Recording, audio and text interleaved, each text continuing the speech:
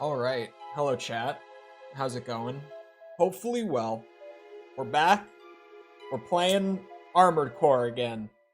But today is a special day because at the very end of last stream, I finished up the Master of Arena 100%. So, we finally get to move on to Gen 2. I've 100%ed everything in Gen 1. I've done everything in Gen 1. Any challenge there is to conquer, I did it. I can officially say Gen 1, I got that. I've done it all. Now it's time for this one, which I think another age, I know there's a little bit there, but I don't think there's a whole lot that I won't have seen. But AC2, I think there's going to be a good bit. So, anyway, let me start up the PS2, and by that I definitely mean... Oh, hold on. Hold on. Not yet. There is a setting wrong right as I went to start it up. My emulator told me that something was wrong.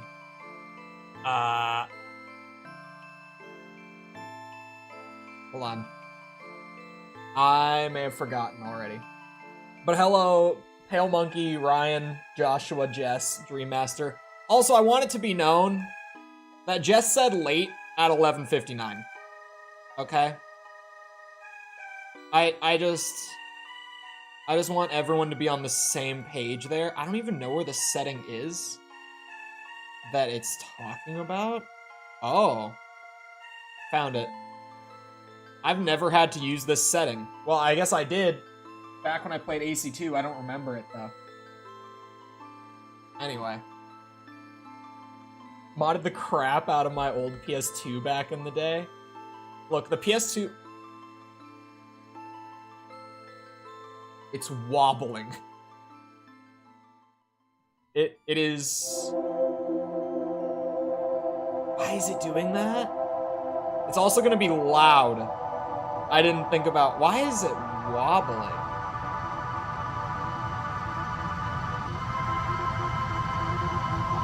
Hold on. Two things. First of all, that is loud. I'm just gonna drop it to like 50 and let me know. Wobbling. Hold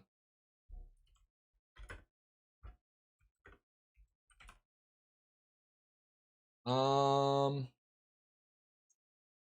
It apparently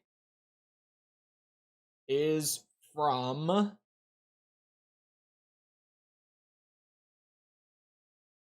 the interlacing, potentially. Is that setting gonna be in here and convenient? Probably not. If it was, it would be in here. Interlacing. This is what, whoa, still wobbling. Who would have thought?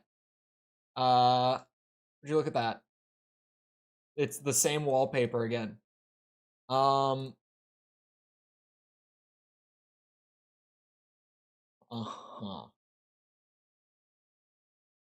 So, I have the de-interlacing on, like, the recommended setting.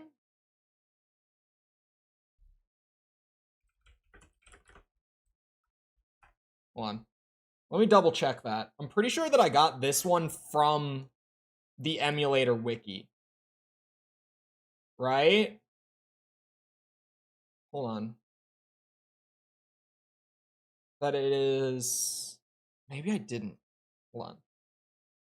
Let's try a different Bob.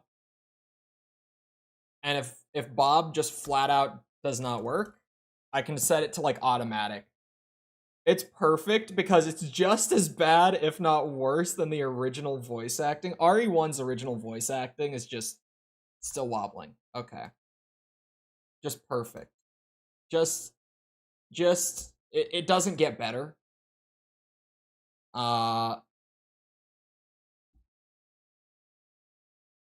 See if this works. We'll see if this makes it not wobble. As soon as it loads up. It's not wobbling. That'll do it. I found the fix.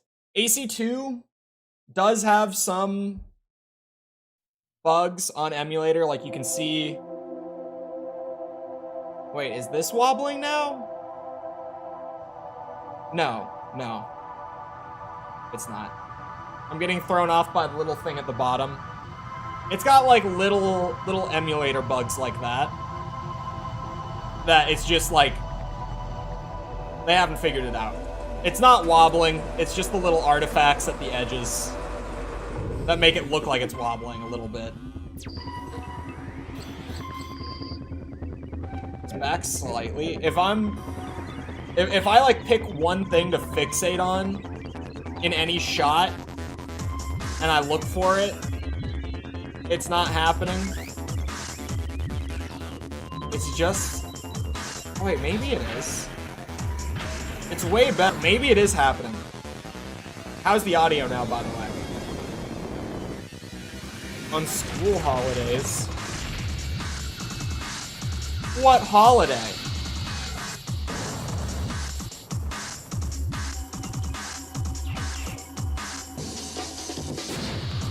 Holiday's my ass. Less squares? Oh yeah. More Mars.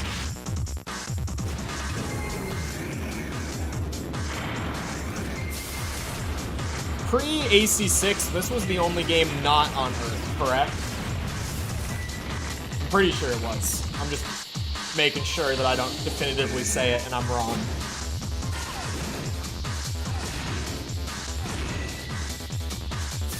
I did smash that like.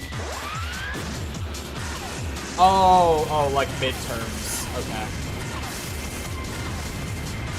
Semester? Yeah. We still call it midterms. But, yeah, midterms. The game is wobbling. I wonder if it might be... Because if it was... Wait, it might just be FMV. Hold on. Okay. Okay, the game is not wobbling, chat. The FMVs are... The game is not. I could settle for this. I can try to fix it another time. I think this was the space one. Yeah, this was the only one, correct? Why? I was just about to start, okay? You just have to give me a minute, man. There we go. I'll at least just say new game so it doesn't do that to me again.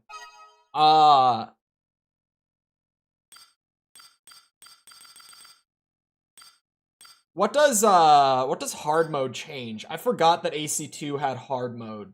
I think Gen 3 has this as well, right? I, of course, never played on it. Did Cole finally fix the timer? Of course. Of course I did.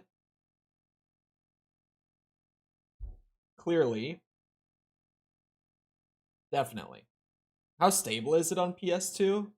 I'm assuming you mean on PCSX too. It's very stable, aside from a couple bugs. Hard mode shrinks your lockbox. Hold on. Armored Core 2 hard mode. I'm gonna get the full thing.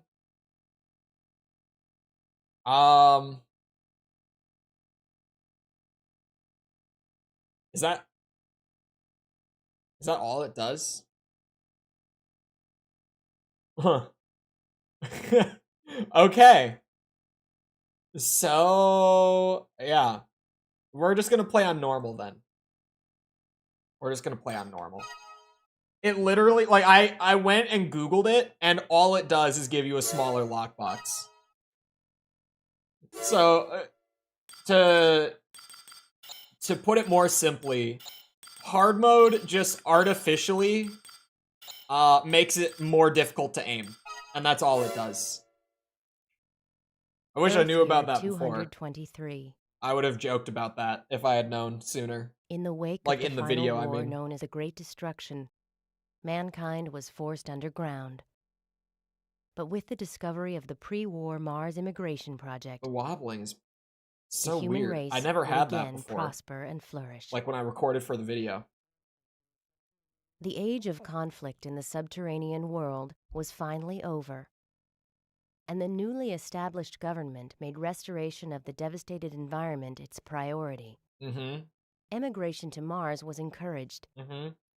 but this influx of settlers posed a threat to law and order on the Red Planet. Corporations that were very all long powerful pause. during the subterranean era There's a weird lost their line. foothold Yeah, when it's the there for government was everyone. created.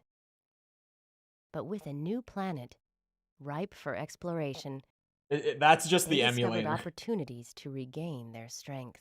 Yeah, there's like really weird, like small visual bugs with AC2 on emulator that there are just not known fixes for, and that thing is one of them. But the wobble is new.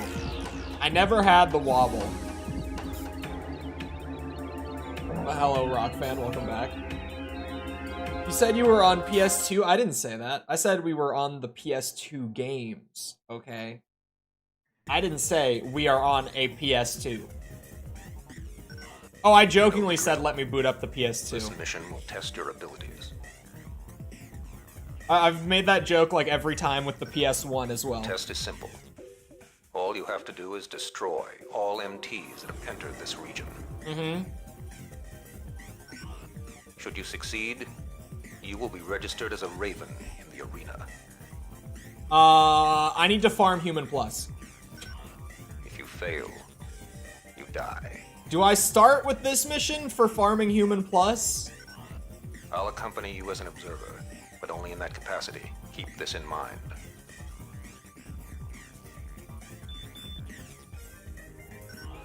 Here they are. I think... Time to see what you Oh, I learned don't on Earth. remember. I think you just start with the intro mission. Here we go. We gotta farm it up, chat. Go straight along the road and clean them out. I think you just fail. Yeah, that's what I was saying. Like, do I intentionally fail this to start farming Human Plus? We gotta do it right off the bat. It's painful, but it will be worth. Zafello Bud, thank you for the sub. Appreciate it. Painful, but worth it. We just expend all the ammo. Let this guy... Oh, yeah! This is the old heat system, isn't So, it? you're just going to give up or what? When am I gonna overheat? Have I overheated? How did this work again? On Nicole AC hate on Twitter? I don't even know. I don't even know what's going on with that. I have not been looking. In all honesty, I kind of just forgot about it. Passive cooling? I was gonna say. I've overheated now, I can see it. The old heat system. Wait, you used to play tennis? On PS2? What game? Tennis game on PS2.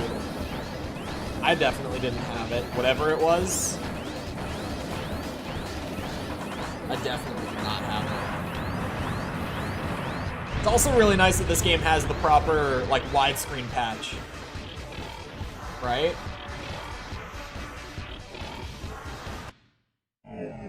There's an analog stick mod? Like a proper one?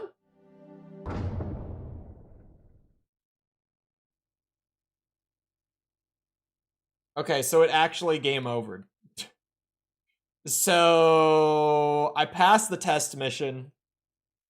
I play the test mission like normal, like the intro one, and then we start farming. God damn it, now I have to, oh. Do I play Guilty Gear? I've never played Guilty Gear, no. Okay. A proper one? Oh. Interesting. Someday.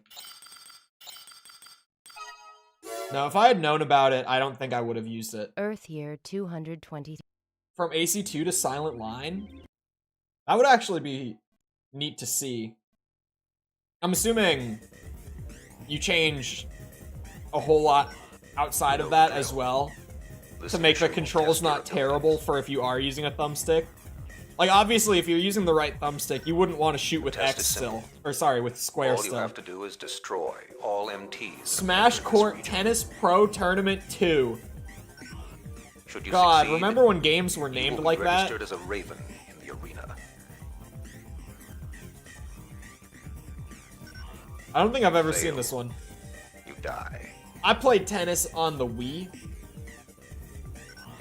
I'll accompany you as an observer. Yeah, that's what I was asking. I was like, was it just a rebind? Keep this in mind. Because if it's just a rebind.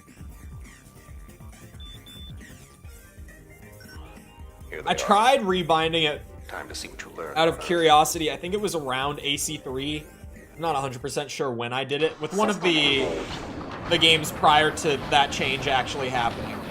I tried it. Go straight along the road and leave them out. And it's just not right if it's only like in those 4 directions. It feels terrible. It's just not even worth it.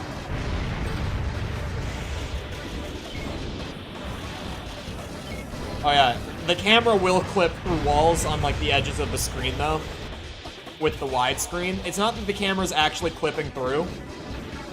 It's that the walls are getting like deloaded because they're not being rendered in. You'll see that from time to time, as a heads up. It's one of those things where it's like, I mean, widescreen overall is worth it, but then you get those little moments. How I learned anything about tennis? I don't think I know anything about tennis to this day, in all honesty. The leader is headed your way. Take him out. That's one intimidating leader. Isn't his build so scary? Come here. Oh, wait, he has a sword? Since when do you get a blade? Not bad. Your piloting abilities are impressive. Thank you. Congratulations. From now on, you are a Raven. If I had picked up on him saying that the first time that I played this game, I probably would have mentioned it in the video. Because they have him say the exact line from AC1 when you finish your initial test. And I just never even caught that. God damn it. Anyway, I was going to look up the Human Plus levels. I think there's more in Gen 2. From what I remember. I don't think I'm gonna read the mail. I think I might just go straight into farming it, do it as fast as we can, and then I'll like play the game proper.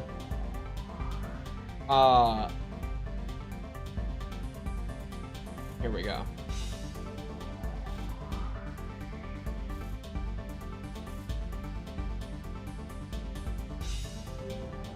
Never mind. Not here we go. Oh, I found it. I found it. I found all the cheats, actually. Hold on. Okay. There are 6 levels of Human Plus in AC2. According to this, okay? According to this, there are 6 levels of it. If this is wrong, it's not my fault.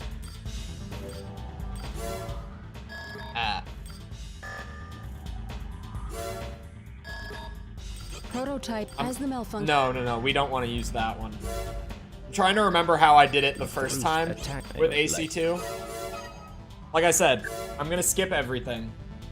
I'm gonna get the Human Plus farmed. Then I'll go and start playing it like normal, like listen to the dialogue and everything, right? Definitely plan on it. For me, it's just getting like the full sandbox opened up, especially in terms of the back weapons, but like, Huh? AC I like nearby. feeling like I'm up near the what's it called? The top of the food chain, so to speak, like by the end of the game, rather than fighting against people who can do things that I just can't, even with the same equipment. System engaged. Oh, it's just 6, but there's a place that says it's 9. Okay, the one that I found says 6, and it has them laid out clearly, so I'm going to trust it. Oh yeah, this is human plus farming right here. Oh, this'll do nicely. This is some great human plus farming.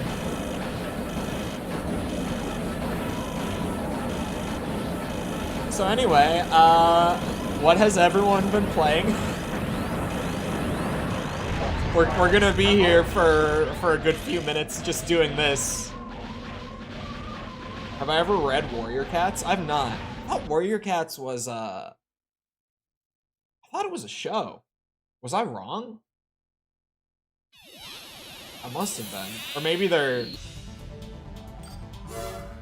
Was there a show? Ooh! Defend the bridge. We have in this, that is. This is the one that I used to farm it. This is what I used to farm it. Absolutely. I remember this one. This mission has lava pits.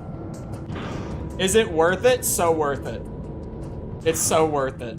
We did it for AC1 as well. All units, mission priority has changed. Attack. There are fan-made shows, but no official ones? I could have sworn. What am I thinking of? I must be thinking of something similar. He's now farming in all other games he plays. It's not that RuneScape is affecting me. Okay. It's just that this is a necessary first step towards experiencing the entire game. That is all. The lava pit speeds things up quite a bit. As you can see, this is how I did it when I played it for the review. Because the games that I used Human Plus, it was Master of Arena and it was AC2. Outside of that, I didn't use it at all. So this was how I did it for this game. Is there stuff other than some bonuses? No, so here. I'll read her out. Level 1, you get the automatic radar, which is nothing. It just means you always have radar, even without one equipped on your back, which is nice. It's not necessary. It helps. That's not why we're doing it. Level 2, you get the ability to throw the laser blades, so like the projectiles that come out. It's just every laser blade starts to do that, regardless of whether it has the ability itself or not. Level 3 says, have heat taken away from attack, which is worded strangely. I would assume that that just means better cooling. The bridge is old and decayed. Watch your step. Level 4 is ability to walk while shooting back weapons. Level 5 says that it uses half of the energy for your generator. And then level 6, it doubles the capacity of your generator. Am I not in the lava? Okay, You unlock Human Plus by failing? In the first 2 gens, yes. It is better cooling? Yeah, it says, have heat taken away from attack. Which sounds super weird, but it's better cooling.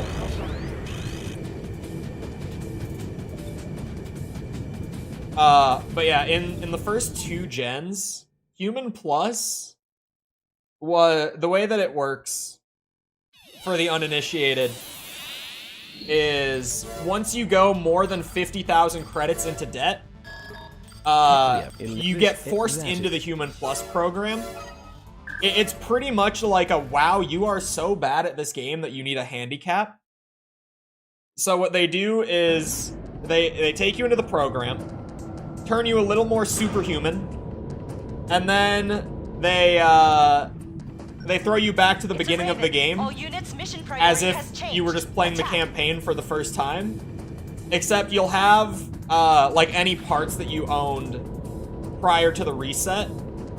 And you'll have that new ability, whatever you got from the enhancement that time around. Which is why there are 6 levels to it that all do different things. Watch your step. It's the easy mode? Yeah, there's a debate, and it seems pretty evenly split. From what I can tell, like among just like people arguing between each other in my comments on the videos.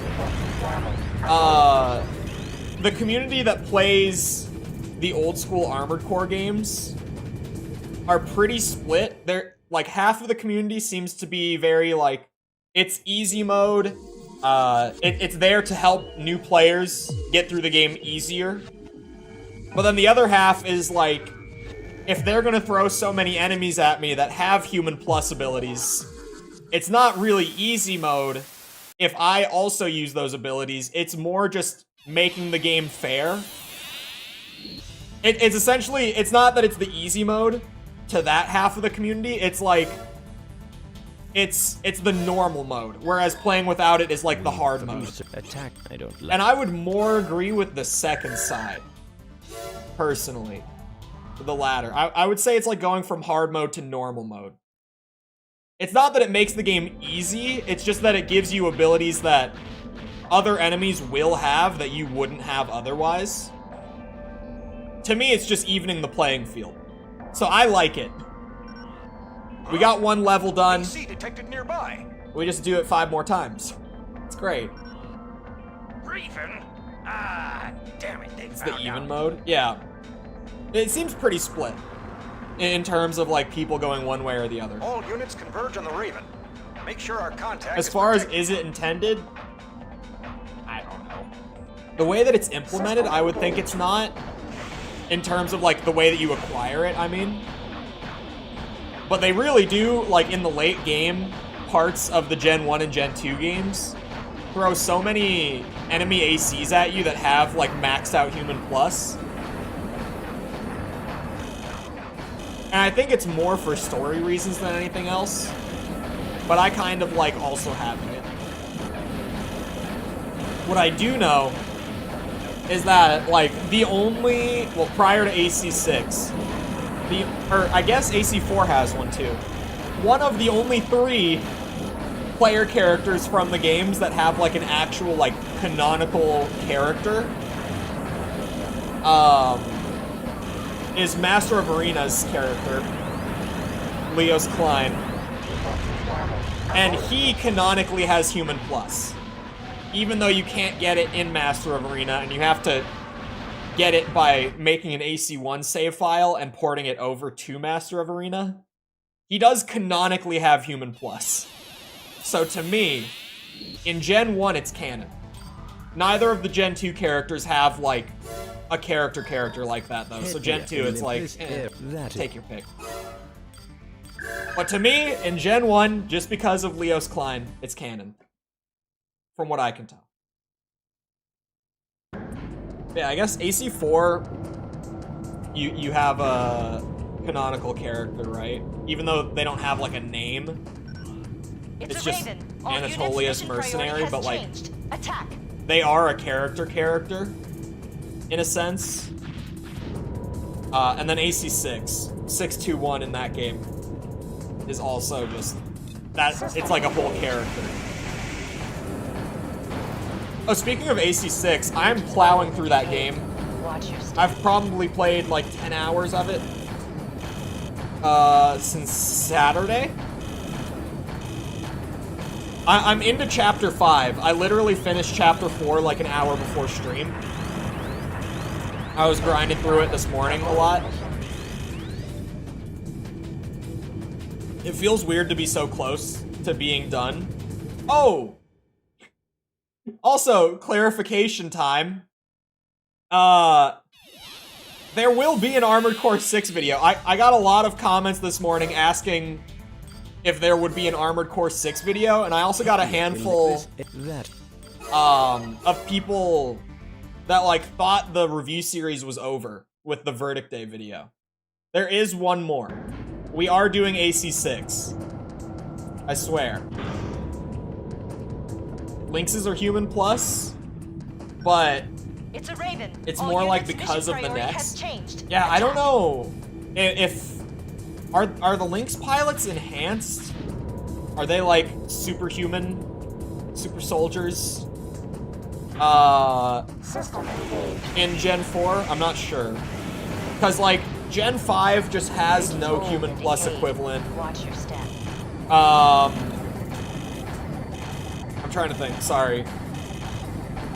Gen 6, like everyone is enhanced except for like one guy. Because he's just a badass, I guess. They are enhanced? Okay, so they are like all human plus. Gen 5 human plus just doesn't exist. And then, I mean, I guess in Gen 3 it doesn't exist. Like, OP Intensify is in the game, but as far as I know, and I could be wrong, In this, that. but as far as I know, in Gen 3 and 3.5, I don't think they ever even, like, make mention of OP Intensify story-wise. Like, I don't think it's ever acknowledged directly through, like, the lore or anything. Like, it exists, it's there, but I don't think it's ever brought to attention story-wise. Almost at 2.5. I think it's beyond that. YouTube on the public end is slow to update. It is. It's at 3.2. But, you know, YouTube displays, like, 4 different numbers that all update at different times depending on where you look at it. Watch your step. Because it's a great platform that's well made. OP Intensify is rough to max out. I never really got to play with it. Because it was one of those, like, anything that's kind of like a new game plus, or I guess like a just continuing beyond, like, credits rolling feature, I really have not played with for the sake of the reviews. But I understand the general premise behind OP. I think it sounds really fun. I just have to see if it is fun to actually do, like, the challenges and stuff. It's probably not canon. I don't think it is canon, right? Because, like, there are a lot of pilots and stuff that use it, but I think it's purely there for gameplay purposes. It's just never mentioned, like, story-wise.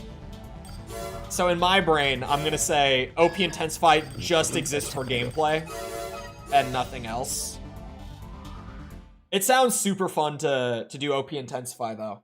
I'm looking forward to that. It's one of those things with the 100% streams that I'm like, I knew about it, I just never really got to do it because of time constraints and stuff, so I'm excited to actually get a chance to go back and do it. AC detected nearby. Like, the 4-answer final story path is one of those. Raven. Damn it, they found out. Trying to think. Honestly, Ultimate Weapons in Gen 5, I still really won't All units converge on the Raven. get to do much of anything Make sure with, our will contact I? is protected. Unless... Oh, no, never mind. Okay, so what I now know that I didn't know while I was playing through AC5 is that apparently I was very correct about calling the story missions and the order missions 2 separate campaigns.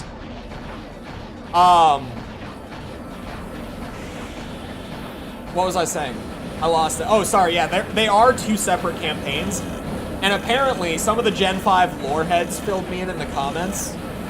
The order mission story takes place like 2 years after the main story of AC5. So the intention from FromSoft, that dude just jumped onto my head. Sorry, that distracted me. Is that you play the story missions and then play the order missions. But I thought that the order missions were like side content so that you could get a bunch of credits and stuff to like supplement your playthrough of the main story when I played it. So I ended up doing all the order missions before finishing the main story. So for AC5 specifically, I probably will get to play with Ultimate Weapons a little bit. Because I'll do it right that time. I'll play through the main story and then do all the side stuff. Eliminate this, that. Because that way I also get to do the Ultimate Weapons and all that.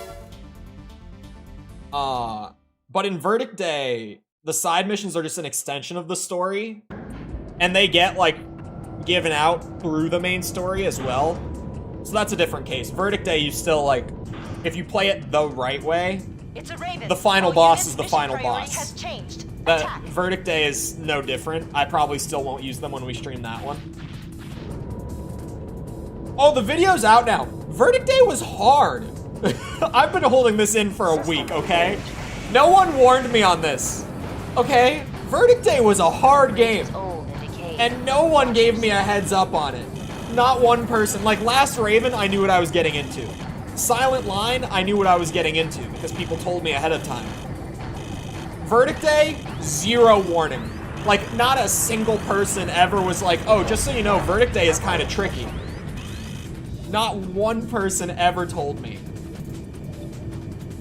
No one has played it. It is actually, out of the entire franchise, the least sold game.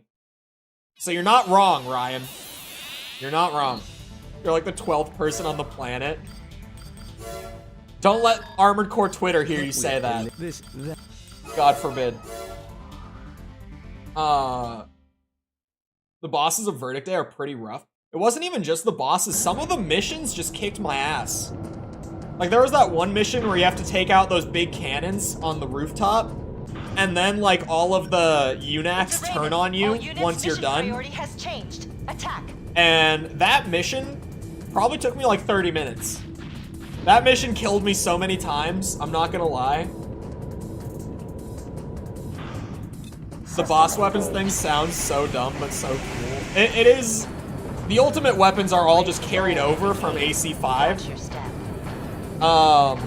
Like, even just the one that I used in the clip was from one of the AC5 bosses, not even a Verdict Day boss. But, like, it is just such a goofy, fun system, and from what I could tell, literally all I did there was I loaded in, and I, like, fired it off a couple times in a mission that was practically empty. And then stopped. Like, I just needed a clip to use, because I was already done playing.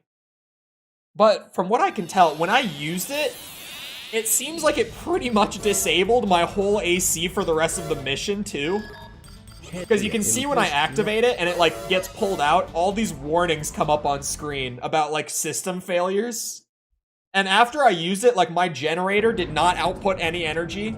I could only, like, slow walk around. It seems like using an ultimate weapon, or maybe just that one in particular, like, completely cripples your AC afterwards. Has changed. Which is even more hilarious. Black Glint. Is that something that people call him a lot? Because I saw people calling him that a lot in the comments this morning. System engaged. Oh my god. Bridge is That's old. even cooler. Watch your step. Yeah, at least that one. One of the ultimate weapons destroys your arm? That's even better. That's so good. Sorry. I just got a comment from, like, you know, just someone being like, filling in blanks that I missed literally a minute ago. Let's see, what is their actual username? Ko Yang? I'm probably not saying that right. I think it's said Ko Yang. Commented and let me know that the final boss, Jay, is actually Joshua O'Brien from AC4. Like, the original White Glint in AC4 is Jay at the end of Verdict Day as well. That's insane. That makes him even cooler. I didn't notice that it was him. Like, I never just put together the initial being Jay, potentially even meaning that. That was level 3, right? I think that was level 3. Attack. I didn't even test level 2 to make sure that I was getting the blades. I thought you just fell in by accident. No, we're in the Human Plus farm before I actually, like, play properly. We're halfway through. I think that was level 3, so we should be halfway through. There's 6 levels. That mission makes it pretty quick. The lava melts through you pretty fast there. The mecha need to feel like mecha, not action heroes. Okay, but what if both? Both is good, in my opinion. But that might just be because I'm not like a mecha fan, right? System engaged. It could definitely be because I'm not a mecha fan, but like, I think AC6 hits the balance really well. Where, like, especially with the melee weapons and stuff, you can do all this cool shit, but then if you get hit by, like, one really large rocket or something, you're instantly staggered and probably stun-locked into, like, a shit ton of damage. Because the force of that attack just makes it so your AC, like, shuts down for a second. I think 6 actually does it pretty well. Grim Fox, thank you for the sub. Appreciate it. I feel like it hits that balance where you can feel like a hero when you're, like, using the big spinny blade or, like, the lance melee weapon or something and just flying into things with crazy melee attacks. But then you're still gonna get fucked up if you take a big hit. Like, they're still gonna punish the shit out of you. Like, 4 Answer is just full, crazy, batshit anime. And I love it for that. But 6 is like a middle ground. And I think that I prefer that one, too. 6 feels more like Dark Souls to me. There's definitely some Souls influence there. I will never deny...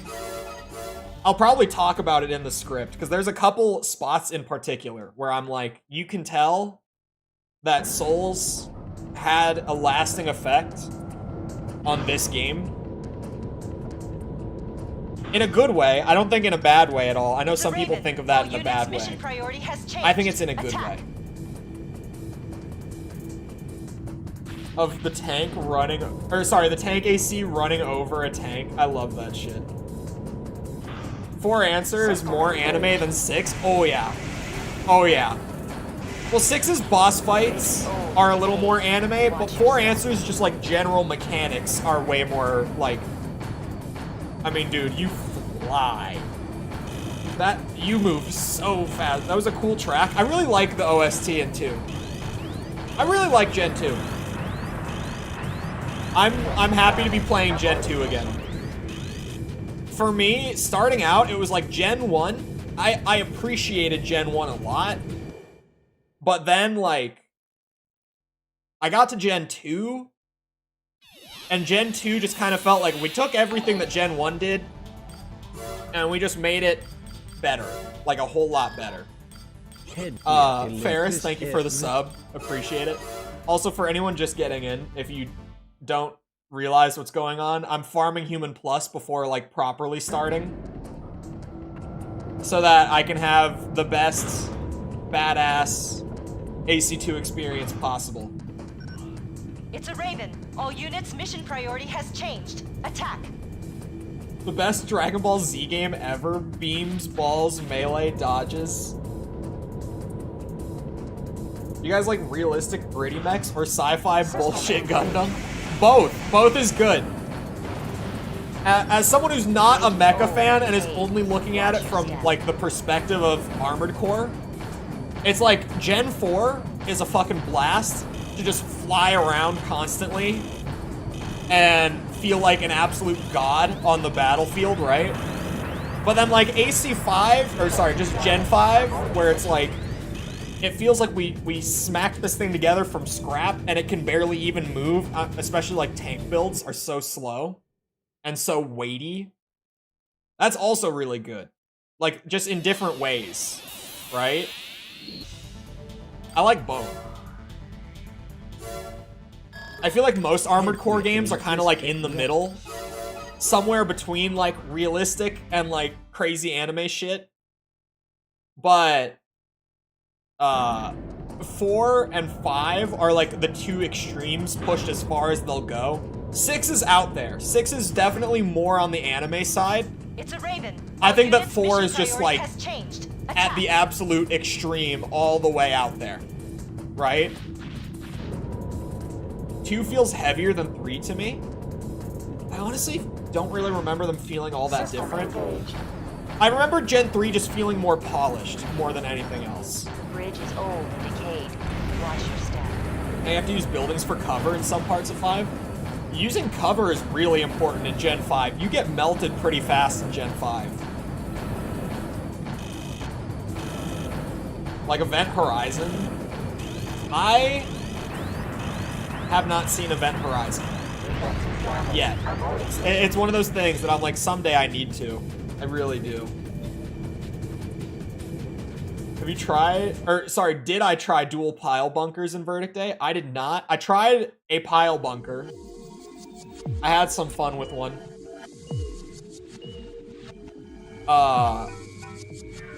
As far as melee went, I honestly used melee most on just the tank boost kick thing. But outside of that, I did have, I used like the blade weapon arms a bit. I thought those were sweet. Because they weren't energy blade weapon arms. They were just blades. Like sword blades. And they were so cool. I had to use them when I saw them. Bunkers are the easiest to use in 6. 6's melee is definitely the easiest that they've ever had in the franchise. It's no debate on that one. In terms of like landing melee and melee feeling powerful, 6 is definitely the strongest melee has ever been. And it's not even close. Although, purely because of the tank leg boost kick, 5 is probably second. It's literally just because of that one move. The fact that I have a clip of me hitting a guy for like 36,000 AP with one kick. Sure our contact is protected. Nothing in AC6 can do that. Nothing in AC6 can like one-shot an AC, right? So 6, like across the board, the melee is the strongest, but 5 has some really strong melee stuff. Do I want ultimate weapons to return? I really didn't get to play with them, so I don't know. I would have no thoughts on that one. Because I really didn't touch them. Do combos count? Like in the AC6 combos, you mean? What is like the most powerful combo in 6? Is it the Lance? I wouldn't know. I think the Lance might be my favorite overall out of the AC6 melee weapons. If you just set someone up and you get like that perfect, like you get the full charge and then that big finisher where you just smack them a second time, it's, feels great. Every single time. Never fails to feel so good. Plus staff, probably. The staff, if you can land it, does seem like it's up there. The staff I had a harder time landing on. Or with, sorry. Landing with. Chainsaw is a lot of fun if you can stagger something. You know, I've never tried the chainsaw. But I still have a chapter left of recording through AC6. So I might have to throw the chainsaw on for a build. I have, by the way, you know how like starting in Gen 4 they let you save like multiple builds and just whenever you want to go back to an old one you just hit load? I was like, I need to get creative as shit. I need to have so many like super different builds in my 6 video. Because it's the last one, right? I gotta go big with it. Currently, I have 11 builds that I am swapping between for recording AC6 footage. I'll probably make a couple more before I'm done. I might get up to like 13, 14 total builds in the video. There's a lot you can do in AC6. You can do some really fun shit with builds in that game. Like once you break away from just doing like hard meta biped build, you can do so much creative shit. I have builds with every leg type too. Like I think I'm probably using every leg type about evenly, if I'm being honest. I think it's pretty even. I probably have like about 3 builds for every leg type. So there's only the 4, right? Attack. You think implementing Kingsfield to Soul series would be worse? I really don't even understand Kingsfield, to be honest. I've watched like a couple videos about it, but even then it was a long time ago. So I really know, like, I know very, very little about Kingsfield. I would love Kingsfield to come back, but I think, like, the reality is, outside of being first person, I feel like there's just not much of a reason for them to bring Kingsfield back, because it's already similar to Souls. Like, you know, Armored Core is an entirely different game from Souls. Like, not even in the same ballpark. But Kingsfield is like, it's pretty close. I don't know if there's like a need to bring back Kingsfield the way that there was a need to bring back Armored Core, if that makes sense. The Souls games almost just feel like a natural progression from Kingsfield. It feels like doing another Kingsfield game would feel like we're taking a step backwards in a way. You know what I mean? It's a Raven. All Miyazaki units, says they mission wouldn't priority do has that changed. unless the former Attack. president who created it would direct, which I'm guessing will never happen. Interesting. Do I like Souls or AC more? I feel like they're two games that I can't really compare to each other, right? I really, as much as it might sound like I'm going for a cop-out, I feel like I can't really compare them against each other like that. Because I play both of them for very different things, right? Is like Kingsfield third-person funny mod? Yeah, I mean, Souls kind of is like, it's like Kingsfield, but we pulled the camera out to third person, and we like improved the level design, we improved the combat loop, and here you go. So I feel like bringing Kingsfield back would just feel kind of awkward more than anything. I feel like Kingsfield is one of those games that I'll end up getting to it at some point, and I'll appreciate its legacy and all that, but I don't know if I would ever wish for like a new Kingsfield game over a new Souls game. We have one more loop to do, by the way. I have been keeping count in my head. That was number 5. Weave through attack only. I don't. What is loop number 5, by the way? Oh, use half of the energy. Okay.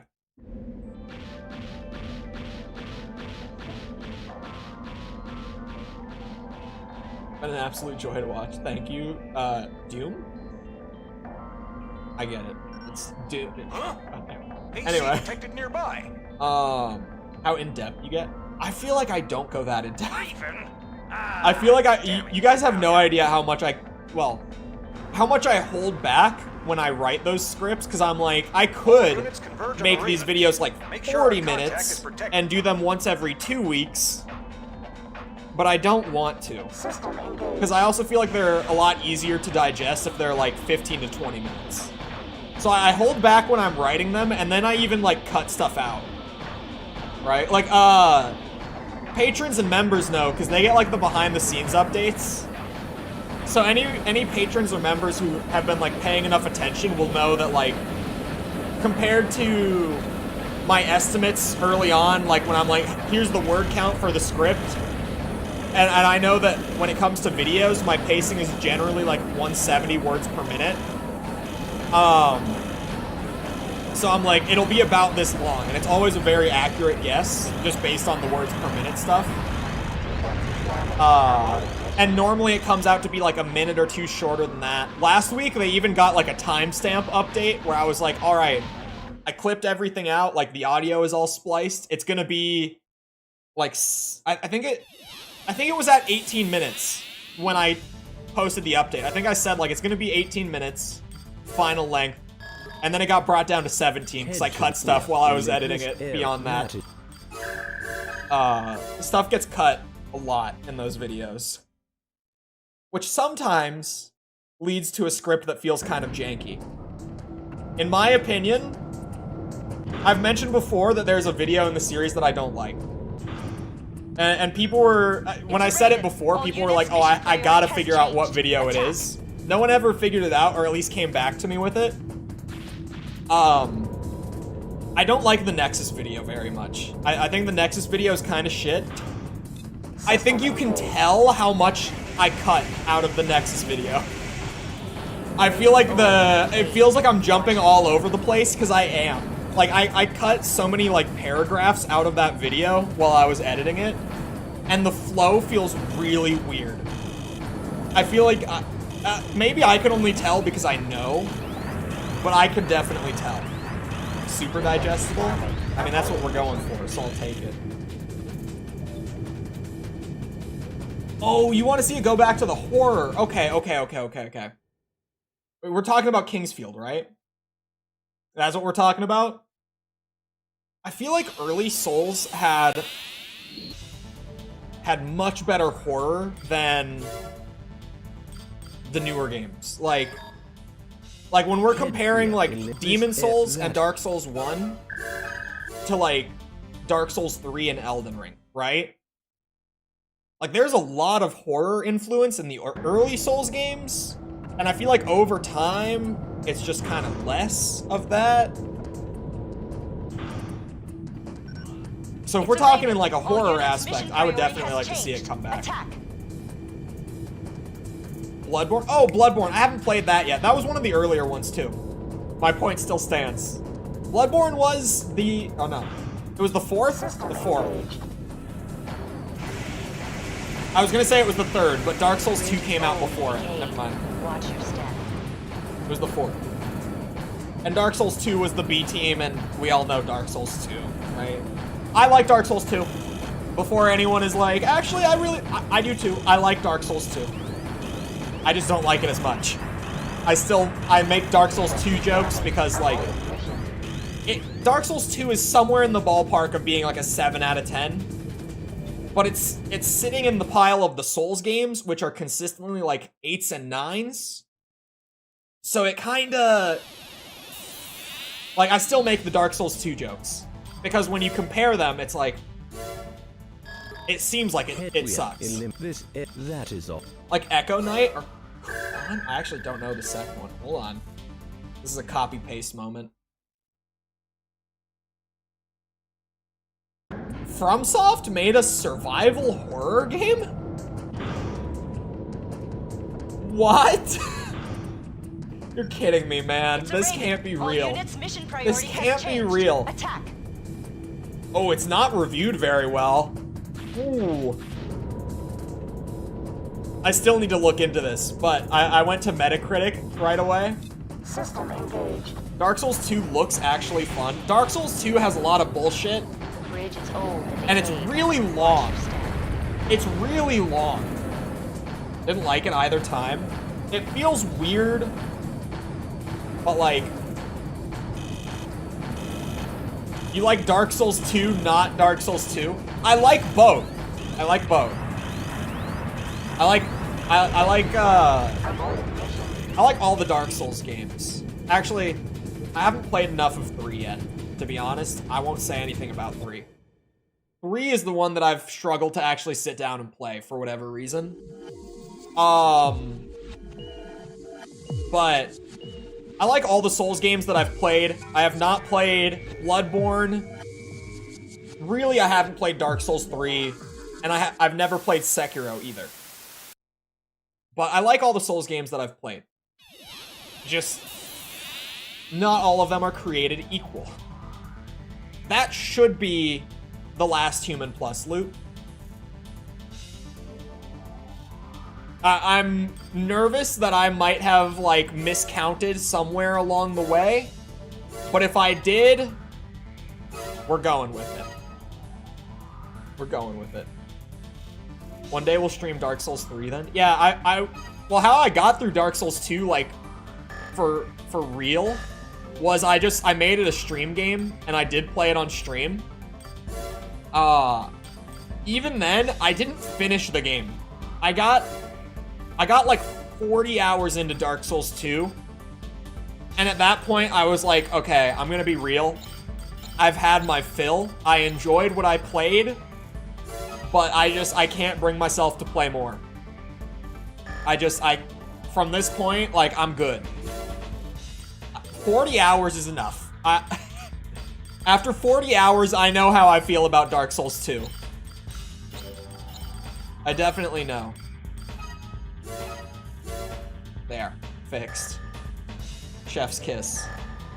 I want to try Souls-likes, but I hate open worlds.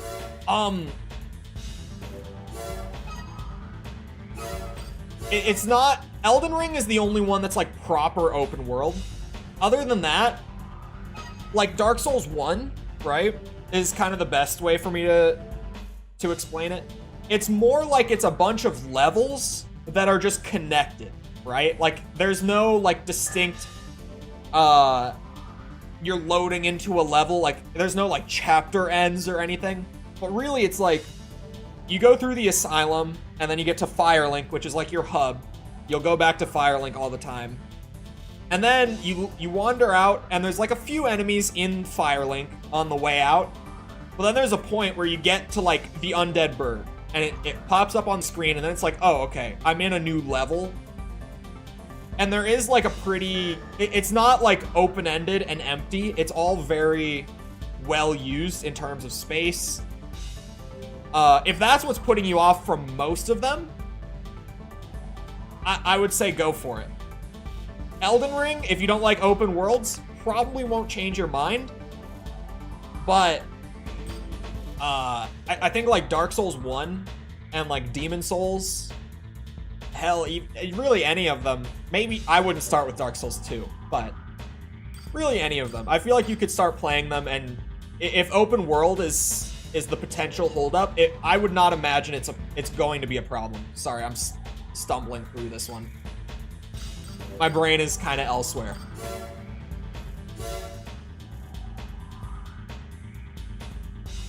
Anyway, email time. Hello, Raven. I'm Nell Alter, a liaison manager for the Nerves Concord. I'm responsible for your managerial duties, including mission assignments and communication support. How long I will be your manager is up to you, but I look forward to working together. I've already lined up your first mission assignment. The job is low in rank for a Raven, but it's a good chance to get warmed up. Please complete the mission successfully. On a parting note, some birds can fly and others cannot. This is the only truth in your existence. I pray you'll have the ability to fly. The hidden parts? Oh, that's a good shout, because I would have forgotten. Welcome to Mars. Here you will perform various missions as a Raven registered with the Nerves Concord. We look forward to working with you. Under the terraforming project, the Martian environment is beginning to approximate that of the Earth's. And as Martian society matures, conflicts over control are becoming fierce. The planet is therefore in a state of constant turmoil. For a Raven, it is an ideal setting. The amount of work available to you is limited only by your abilities. Sorry, I can't read. Another thing, as on Earth, arenas for Ravens exist on Mars, and all Ravens must be registered with an arena. Your registration is already complete. Your current ranking reflects your status as a new Raven. Advancement through the ranks rests solely on your shoulders. We will contact you periodically, so remember to check your mail. Good luck. I mean, I could probably start with a cheeky arena match, to be honest. Wait, there's 50? Oh yeah, this is good. It might have sounded like I was concerned, but no, I am happy. 50 arena fights? Say less. I'm in. When I first tried Dark Souls, I went left and made it to the Tomb of Giants, and then decided, yep, they were right, this game is hard. Didn't come back until, oh. I've heard that story before. I've heard other people do the exact same thing, and every time I'm like, you poor soul. Like, I somehow didn't do that. But I hear that people do that all the time, like accidentally go to the catacombs and stuff first. And the catacombs you can get through. Like, it'll be tough when you're that low of a level, but you can get through them. The Tomb of Giants? Probably not. I mean, obviously, people have done, like, no damage level 1 runs of Dark Souls, but, like, realistically, you're probably not going to be able to go through Tomb of Giants at, like, level 10. It's not going to happen for anyone outside of, like, the top 0.3% of players, right? There are a lot of parts available off the rip in AC2. Like, I haven't even done a mission officially, because we were human plus looping, right? So I haven't even done a mission or an arena match yet. And there are this many parts in the shop? God. 15,000 for tank legs? That's cheap as shit.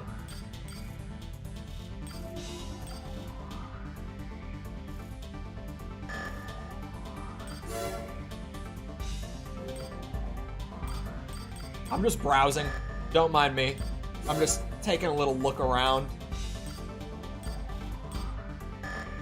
What kind of arm weapons are there from right off the bat? Got your rifles. Oh, you can scroll like this. Your machine guns, handguns, bazookas. You really have shotguns. It's all here, like immediately. Pulse rifle, energy machine gun, hand rocket, flamethrower. Damn.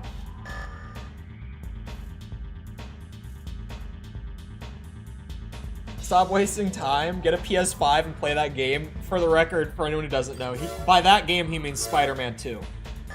And no, I don't need a PS5. I was close to buying one for Spider-Man. Did I already save? Okay, I did. But I didn't. Hold on, yeah, let me get hidden parts pulled up before I forget to do that.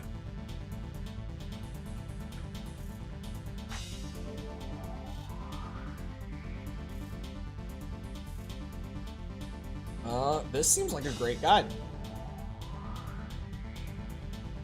Are you kidding? Hold on. What? No way. Chat, there is a hidden part in the test arena.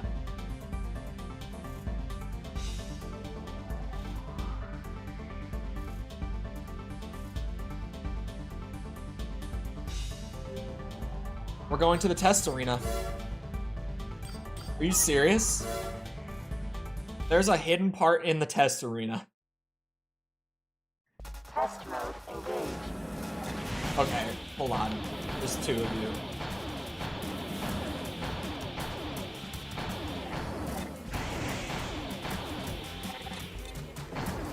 Here we go. Who needs a PS5 when there are so many great PS2 games? Like Armored Core 2, man, this rifle does not do much for them. So there's a panel in the ceiling somewhere. Is it just that? Is it just the center panel up there?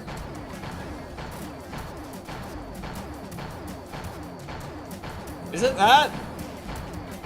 That's the only thing that I can see that would be like the breakable part.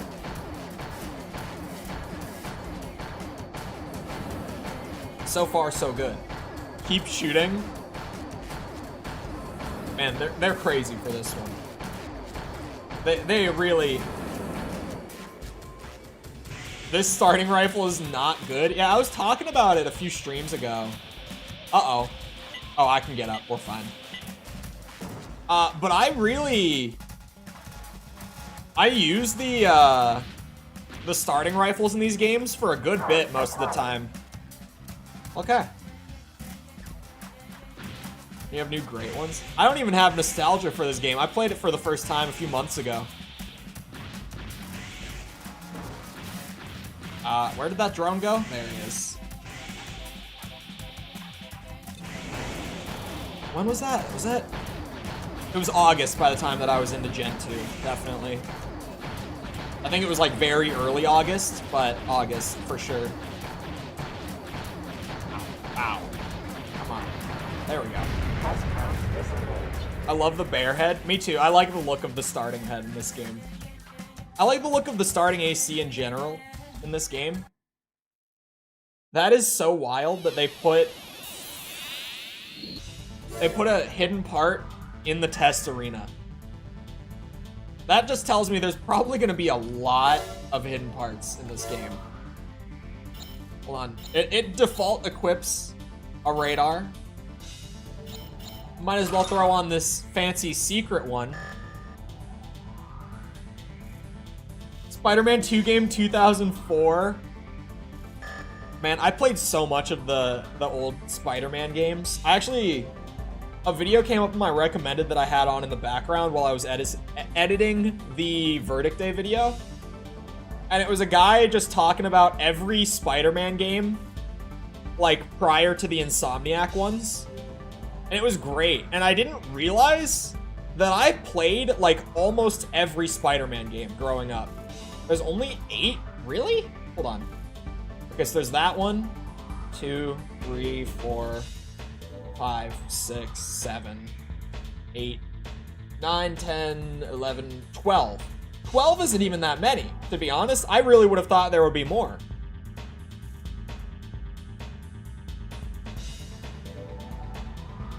Okay.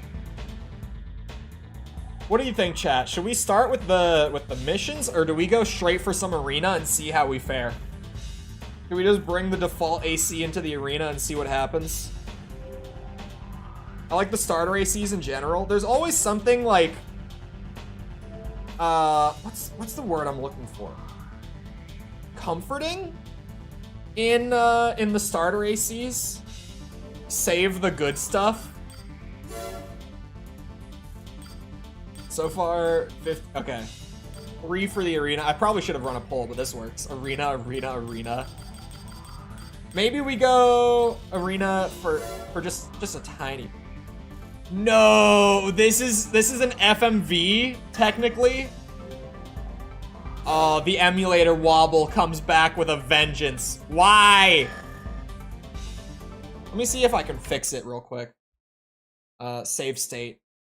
Give me a second, chat. I'm gonna see if I can figure it out, because I did not think that would happen.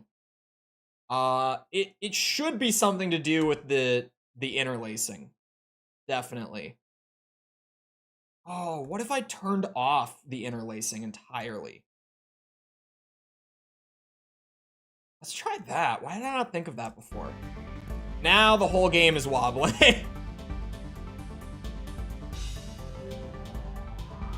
Hold on. Hold on. What if I set the de-interlacing back to automatic, just to check? Is that...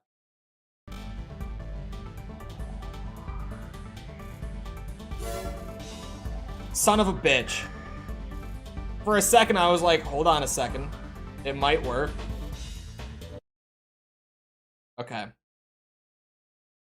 Hold on, let me Google it again real quick. 'Cause I really, that's going to be a bitch.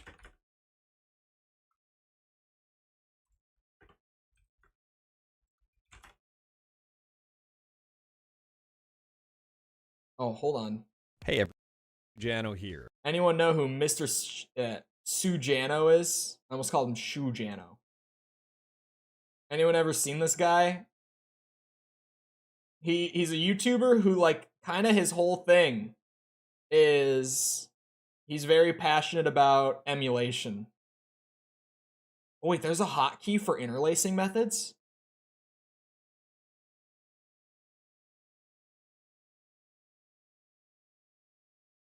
Hold on. I'll try this.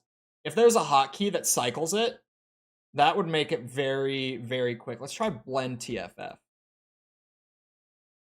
Sujano's a Chad. I swear, like, half the time, it blurred the picture so badly. But sure enough, it's not shaking. God damn it. Okay. Let me try the other version. Because now it's not shaking. So good start, but that's pretty blurry.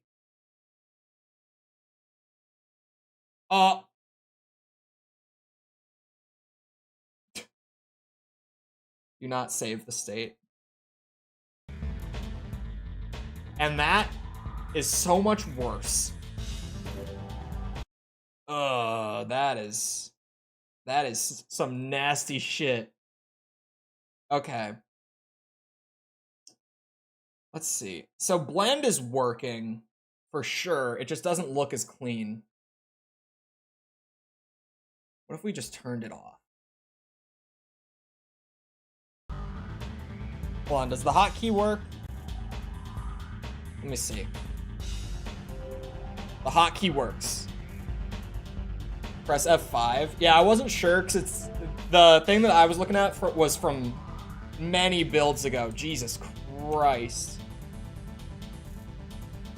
I might just go with this. It is slightly blurred, but it looks like it's not as bad on stream as it is for me.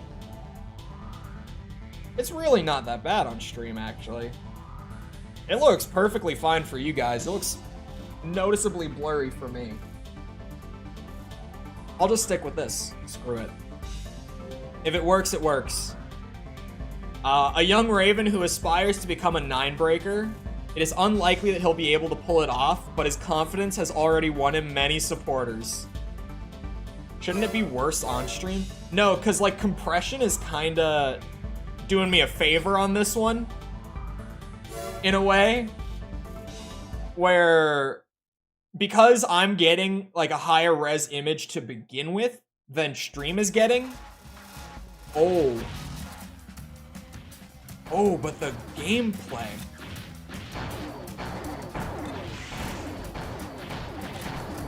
Now this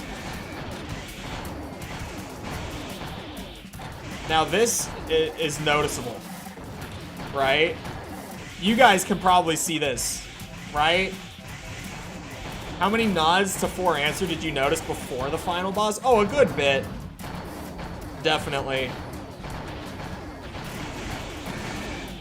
Man, this is gonna be like the slowest arena fight of all time. Starter rifle versus starter rifle. Am I drunk again? Hold on. It looks great. Oh, I paused. Son of a bitch, I forgot about this bug. Don't look at the UI, chat. Don't look at the UI. Actually, the game looks pretty great with the interlacing completely turned off. Don't look at the UI. But it looks sharp as shit. I've been using Bob for so long, maybe I should have just been turning it off. Damn. Gives them Nexus controls? Yeah, someone just mentioned that, like today. I had no idea prior to this stream. Minecraft? Yeah, so this is one of the best bugs with AC2 on emulation is if you pause, like the in-game pause like this, your HUD turns into this. It'll be gone as soon as I start another, like, mission. Like, as soon as we're done with this, it'll be gone. But every time that I pause the game, because I forget that this happens, it's going to happen. It was a real bitch when I was recording footage for the video. So if I ever paused the game without thinking, I just had to restart whatever I was doing. Because this is just unusable footage for, like, a video. So much better with Nexus controls? Does it? I'm so used to the old school controls at this point. Like, I played so many hours of it now that for me, it's just kind of like... Keep pausing back and forth. Wait, was it like changing every time?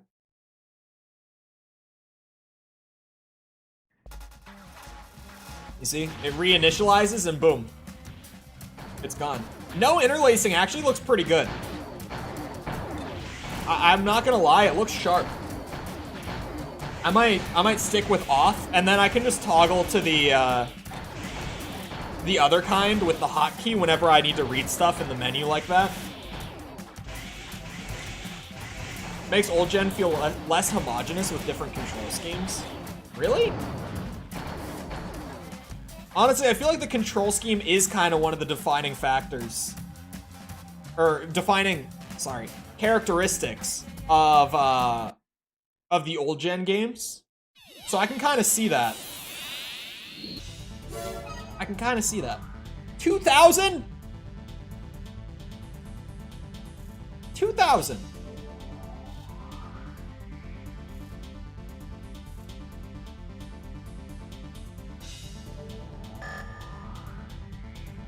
Yeah, so I'm not going to be making any money from the arena, clearly. I want to congratulate you on your entry into the arena, but life here is hard. Most pilots drift through the lower ranks and then disappear. Sorry, hiccup.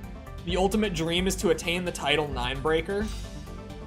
Warehound, you won't be able to advance as long as he's in the way. Your future in the arena depends on your ability to defeat him. If you can't, you'll vanish like so many others. Good luck. You think we'll get an Armored Core collection? I definitely don't think we will. Because FromSoft, and before anyone says it, the Demon Souls remake is not FromSoft. But FromSoft doesn't do that. Like, FromSoft genuinely has no history of re-releasing their old games. Outside of the one time that they actually did it was Dark Souls Remastered. And let's be real, that's only because Dark Souls sold 11 million copies and the PC version was terrible. So they kind of needed to tap the third possible audience to not be leaving a shit ton of money on the table. As well as Armored Core 6 sold, I don't think it's well enough to push them into doing that. Right? Project Phantasma 9breaker is named after a boss in Shadow Tower. Wait, actually? The only thing I want to see is war crimes and murder. That is the one thing they all have consistent. Is there anything I could buy with 7,000 credits? I don't think there is. I think we should do a mission all of a sudden. I don't know if there's a whole lot that I can do with 7,000.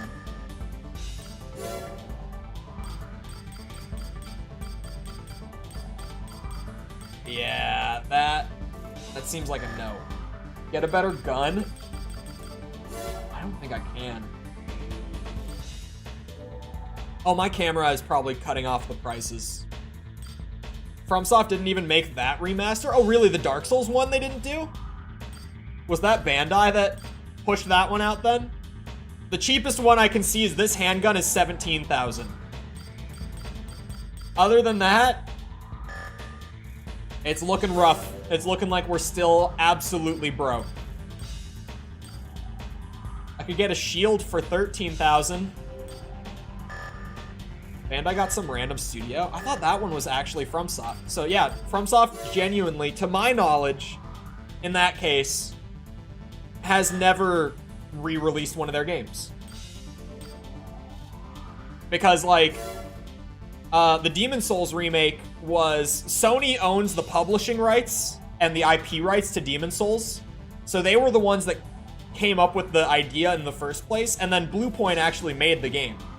So FromSoft had nothing to do with that remake. You were to make an AC6 vid? We are doing an AC6 vid. A lot of people think that Verdict Day is the last video. Which might be just from the way that I was saying it, like, early on, where I would always say that it was in preparation of Armored Core 6. I think a lot of people might have gotten the impression I was going to go through Verdict Day, and that would be it.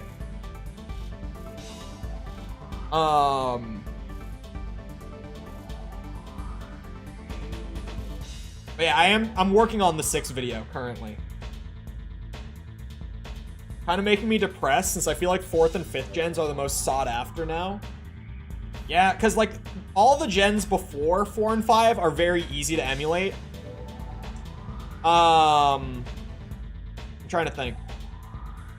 4 is getting easier, but it's still kind of a bitch for a lot of people.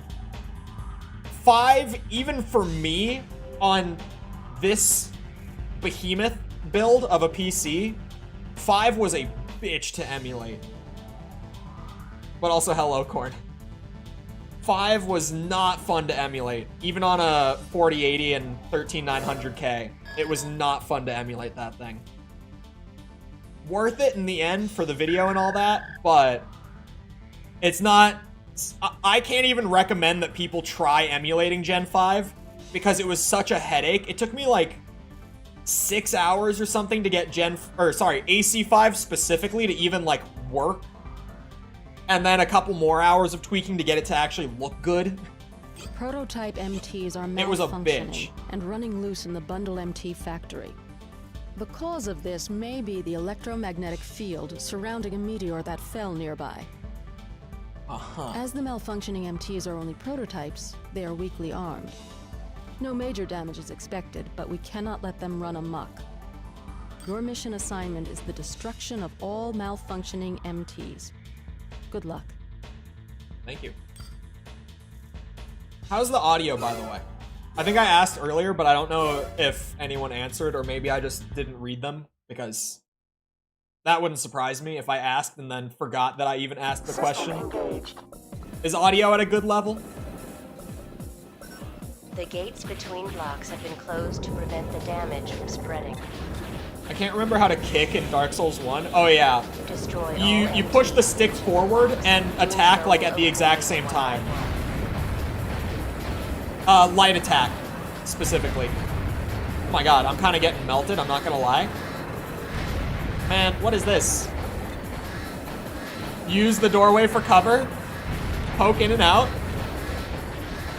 Try not to get your AC melted. Ow.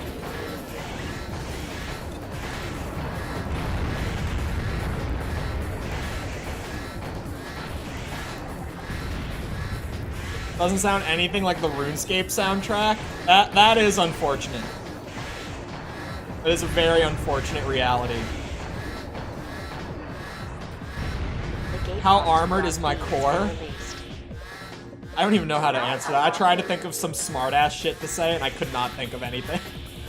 I'll keep it a buck. I tried. The instructions don't even tell you that. Of course not. You're playing Souls, bitch. I was gonna say something else, but YouTube doesn't like the F word anymore, apparently.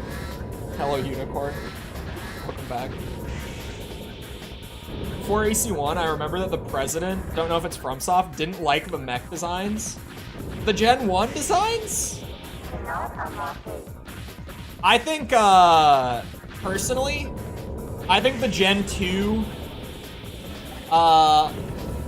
AC designs are the weakest if we're looking at, like, all the generations compared to each other.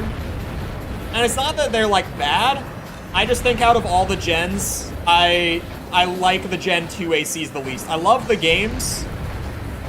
Gen 2's got a soft spot for me, because this is where, like, the series really clicked, was with AC2 for me. Like, Master of Arena really got the ball rolling, and then AC2, like, you know, slam dunked it.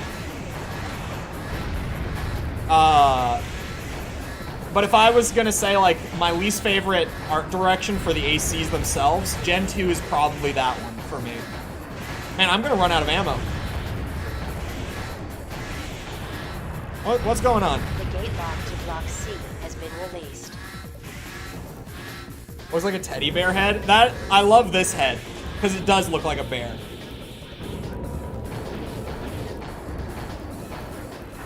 Sony president didn't like Demon Souls. The Sony president, I love that Demon Souls. Okay, hear me out. Slow down. I love Demon Souls, but I am incredibly grateful that Demon Souls was a big critical success, but not a big commercial success.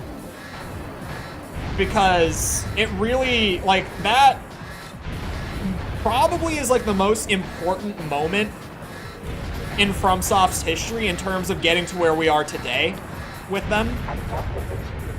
Like, Demon Souls being a commercial flop and Sony not signing them for a second game to follow it up is the reason that we got Dark Souls. And sure, Dark Souls is the reason, Dark Souls selling so well is the reason that AC went on, like, a 10-year hiatus.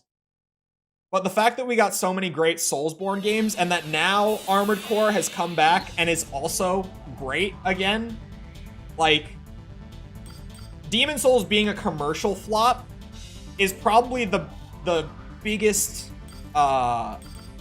event, or the most important event in terms of getting to where FromSoft is today. Followed by Dark Souls 1 selling so well, right?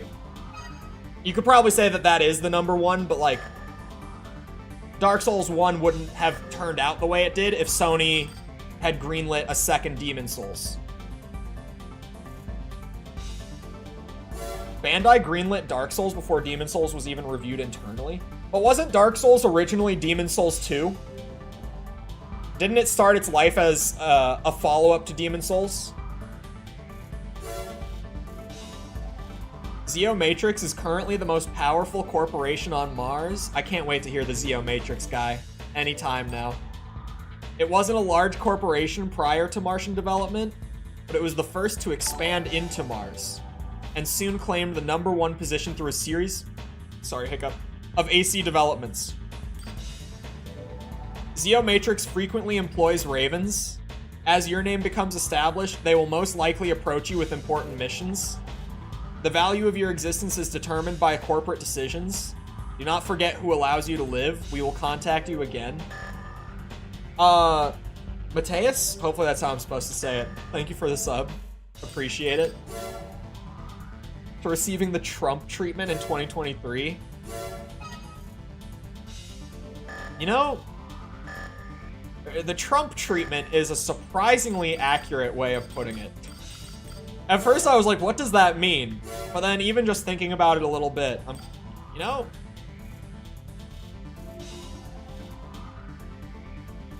you're kind of right.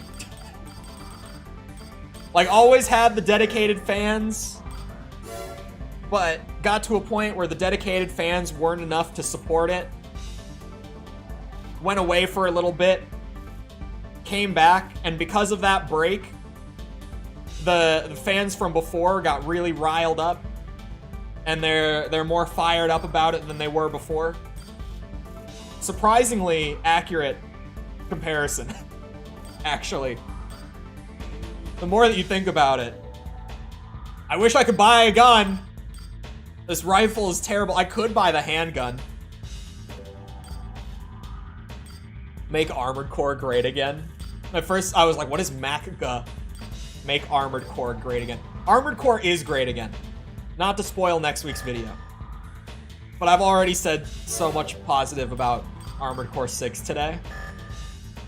I've been playing Armored Core 6 again, right? I played it when it came out, and I really liked it then.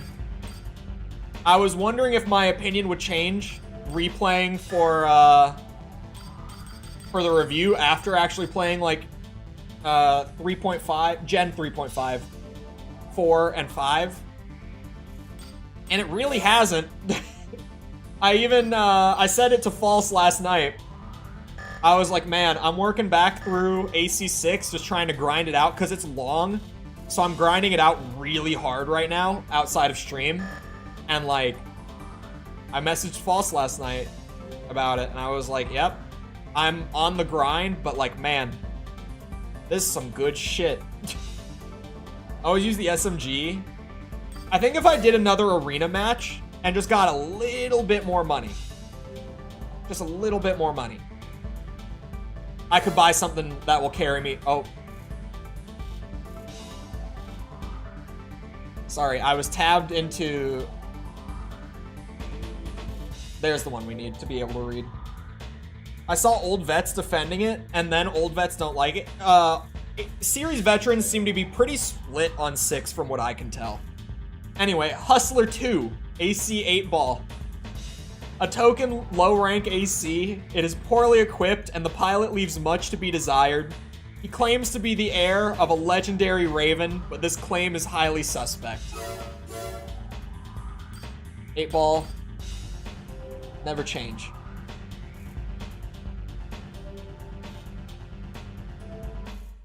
Sorry, I was trying to find the right interlacing setting.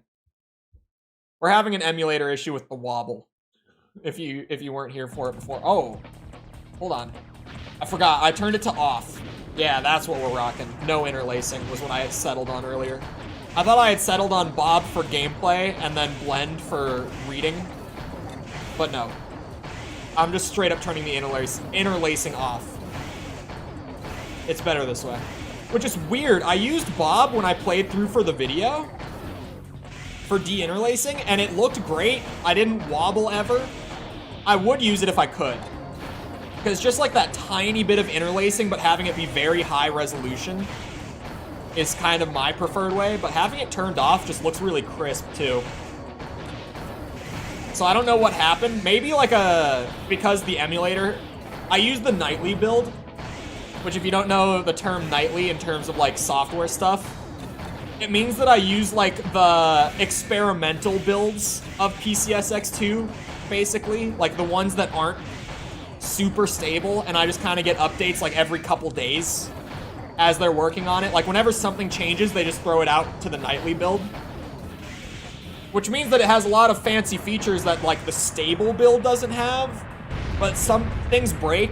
So I wonder if maybe like the de-interlacing that I was using is just different now with the updates, and it's causing a lot of wobble. I don't know what happened, but clearly it doesn't work anymore. 8-ball is a pushover and a half. This guy just gets stun locked really hard. Look at him. He takes like a whole jerk every time that he gets hit by this thing. He was so stun locked, he couldn't do a thing. Look at him shooting off into the distance. Me flying back into it, and he still can't do a thing. That's why they're throwing updates at me like every 30 seconds. Yeah, if you're using nightly PCSX2, it's just any time that they change something, you get the update. Old vets that liked AC6 are Gen 2 players, so that's where they say they have fun. I feel like some of the criticism that I've seen of 6 from some veterans is really weird to me. Some of it makes sense. Like, some of it I get, you know, lack of parts. Sure, we're all on the same page with lack of parts. I'm on a little bit of a different page where I'm like, there are less parts, but like the differences between the parts are more significant in 6 than they are in older games. It's less that they did less, and it's kind of just they took a different approach than they used to, and I don't think it's bad, but I know that a lot of people are like, lack of parts is a thing, and I would agree a good bit. It's like the old Gen 2 versus Gen 3 war, like 4 against 5. It seems to be like 6 against everything right now, but I think that's just because it's new, right?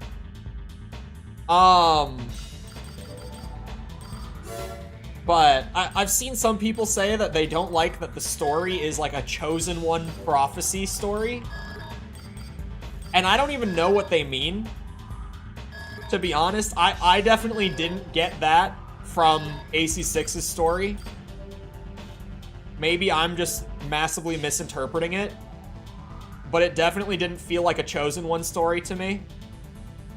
I can see where you might get that, but at the same time, like, a lot of the old games kind of have that feel if you're stretching it the same way that AC6 does. Walter calls you brain fried at the start of the game. I started on 4 Answer, didn't really get it, then got into 6 and went back and played all the old gens. Purely because the controls weren't asinine, I'd take 6 over all previous games. The controls in 6 are butter. Definitely.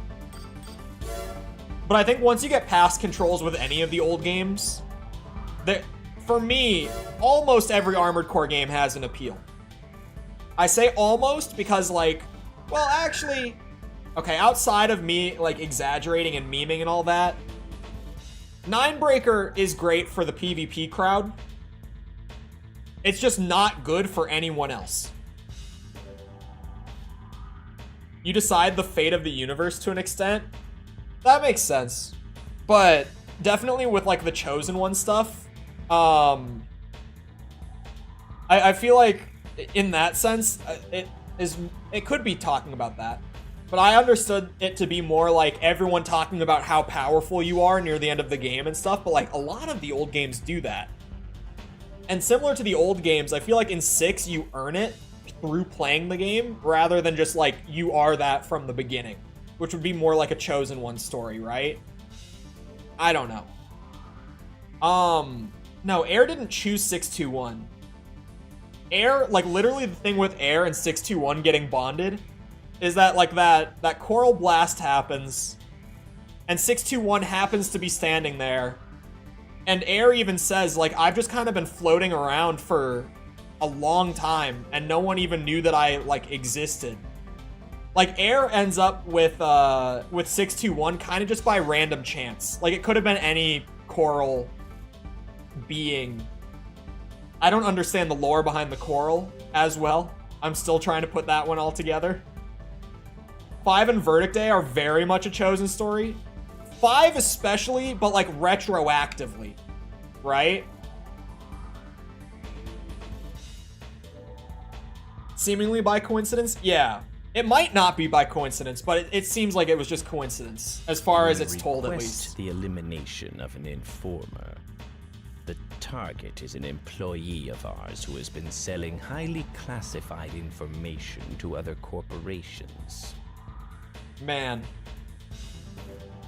You just can't beat the old voice acting. You really... There's nothing like this. Through surveillance, we've learned that he will be meeting with representatives from Emerald Corporation tonight at Fauna Crater.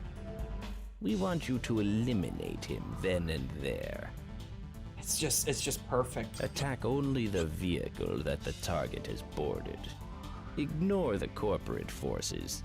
We want to send them a message that will no longer tolerate such activities.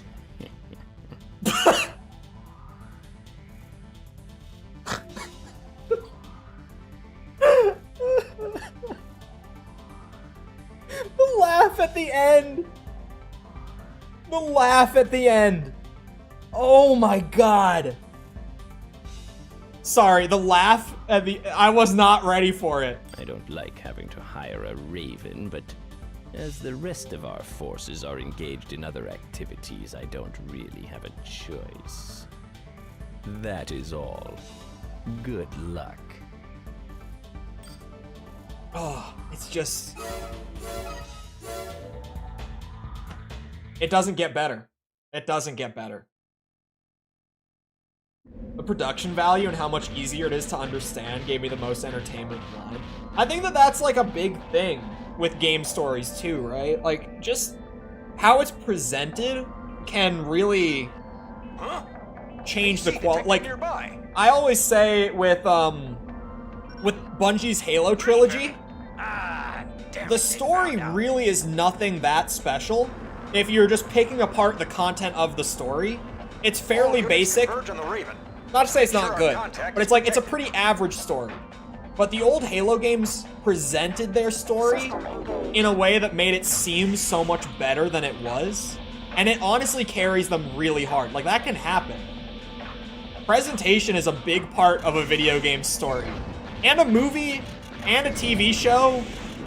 Like the content of your writing can be great, but if you don't present it well with like all the other factors around it, it's not gonna land that well.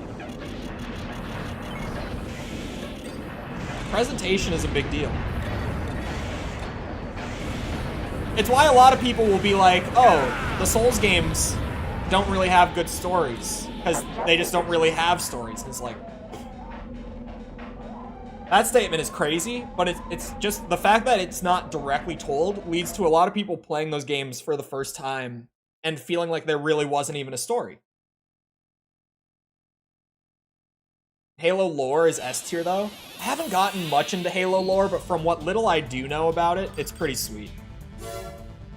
But yeah, like the actual like stories of the original trilogy, not Halo 2's is very good. Halo 2 is a different story, but like especially 1 and 3, the stories aren't that good. They're just presented in a way that makes them seem a lot better than they actually are, and it works. Ahem.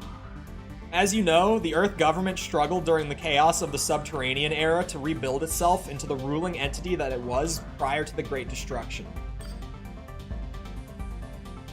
Sorry, these hiccups are brutal today. LCC is an organization established by the Earth government, but it lacks clout as the Earth government's resources are focused on environmental reclamation and maintaining order on the Earth. LCC possesses no real military strength and relies heavily upon ravens. Corporations pretend to obey LCC, but behind the scenes they're engaged in a vicious power struggle. LCC has been quiet since its inception, but they could become active at any time. Thus, confrontations between corporations are becoming more and more deadly, and tension is mounting. Then again, this might be favorable for you Ravens, as it provides more work for you. We'll contact you again. What was the foul language? Oh, letters individually. Classic bot. What happens in Gen 3, 3.5, and 4 goes insanely hard, but you have to read all this lore and ask people to really get it. Especially with Gen 4, you kind of need to look into like explanations of the story from someone who has played like the actual Japanese release and is capable of understanding Japanese to be able to like get the meaning out of it. Because Gen 4, I've found out after I did the AC4 video, the localization completely butchered the game's story. Like, just destroyed it completely.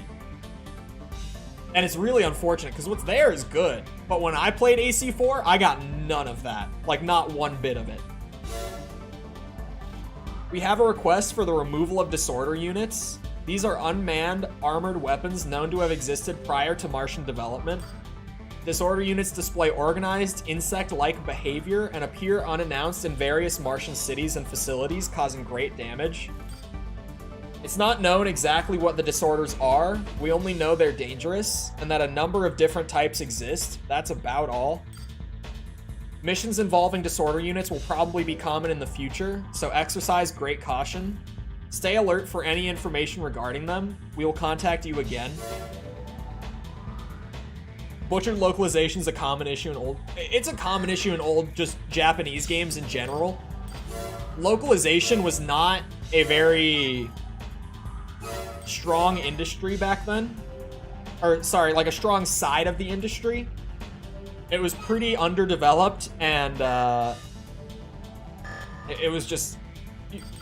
Like, some Japanese games from back in the day get away with it. Because, like, with Resident Evil... The only reason that Resident Evil's localization isn't worse than it is, like the old PS1 games, right? And even like the stuff going into the mid-2000s, like up until like RE4 pretty much, and even RE4. They just straight up used to dub the RE games in English. Like, they just, like the dub was in English for the old Resident Evil games. So the localization is still kind of iffy, but because it's like the main version of the game that came out, it turned out a lot better than like, all your base are belong to us. Final Fantasy VII, yeah, it's just a common issue from like that era. Even like the localization issues stayed with Armored Core all the way up until like 6. Really, 6 is the only Armored Core game that doesn't have that problem. As crazy as it is to say out loud. Like, it genuinely... Like, the first time the localization was actually good.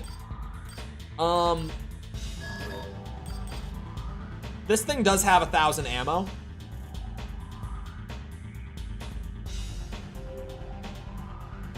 The core gun is supposed to be the Wait, what?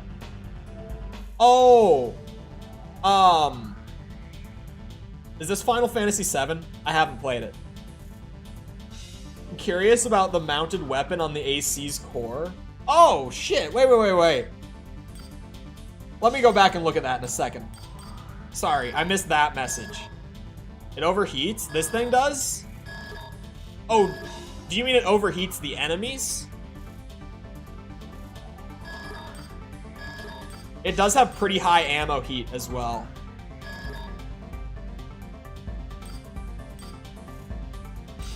That might be the one. It's just, it's a good all-around pick, right? Like, I could try to risk it with the upgraded rifle and see what happens, but I feel like this is just a safe pick.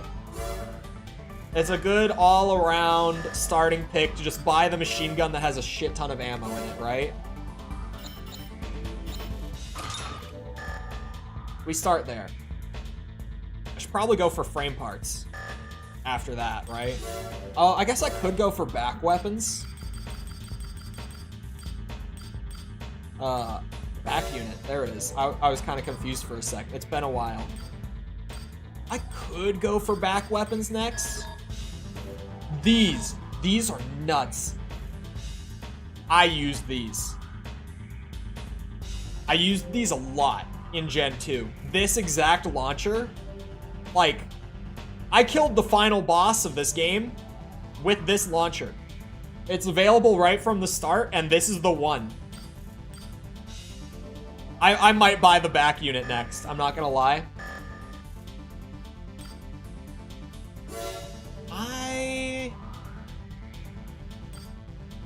I'm gonna do another arena fight. I'll do one more. Oh, hold on. I was tabbed into my browser again. There we go. He's been forced into the arena in order to pay off gambling debts. His desperation makes him a fierce opponent, but a lack of skill hinders his chance at a win. Get ready for the wobble. Jesus Christ. Iguazu. If FromSoftware were able to introduce a new leg part, what would it be? I was joking about it a few days ago. Someone said like a single peg leg would be really funny. But then I was like, hold on. As goofy as it might be, you could genuinely do that and have it be so that you can't like move along the ground on it and make like a flight only AC that maybe like it has significantly higher speed in the air or something, but just literally can't move along the ground. Then of course you'd have to figure out how all the generators and stuff would work with that, but I think there's a world where that could work, and it would probably be a pretty interesting leg type to do like a flight only kind of leg. Oh, and the transformation legs. We did talk about that too. Like legit Transformers legs, where you can toggle between two different modes. Like you could have legs that maybe go between like quad legs and tank legs, but never quite reach like the full benefits of both. Or like, yeah, bipeds into tank treads sort of thing. It's just that you'll never get like the full positive of either, but it gives you like flexibility, that sort of thing. That could be pretty cool. What about just having straight up wheels like unicycle? Like a unicycle leg?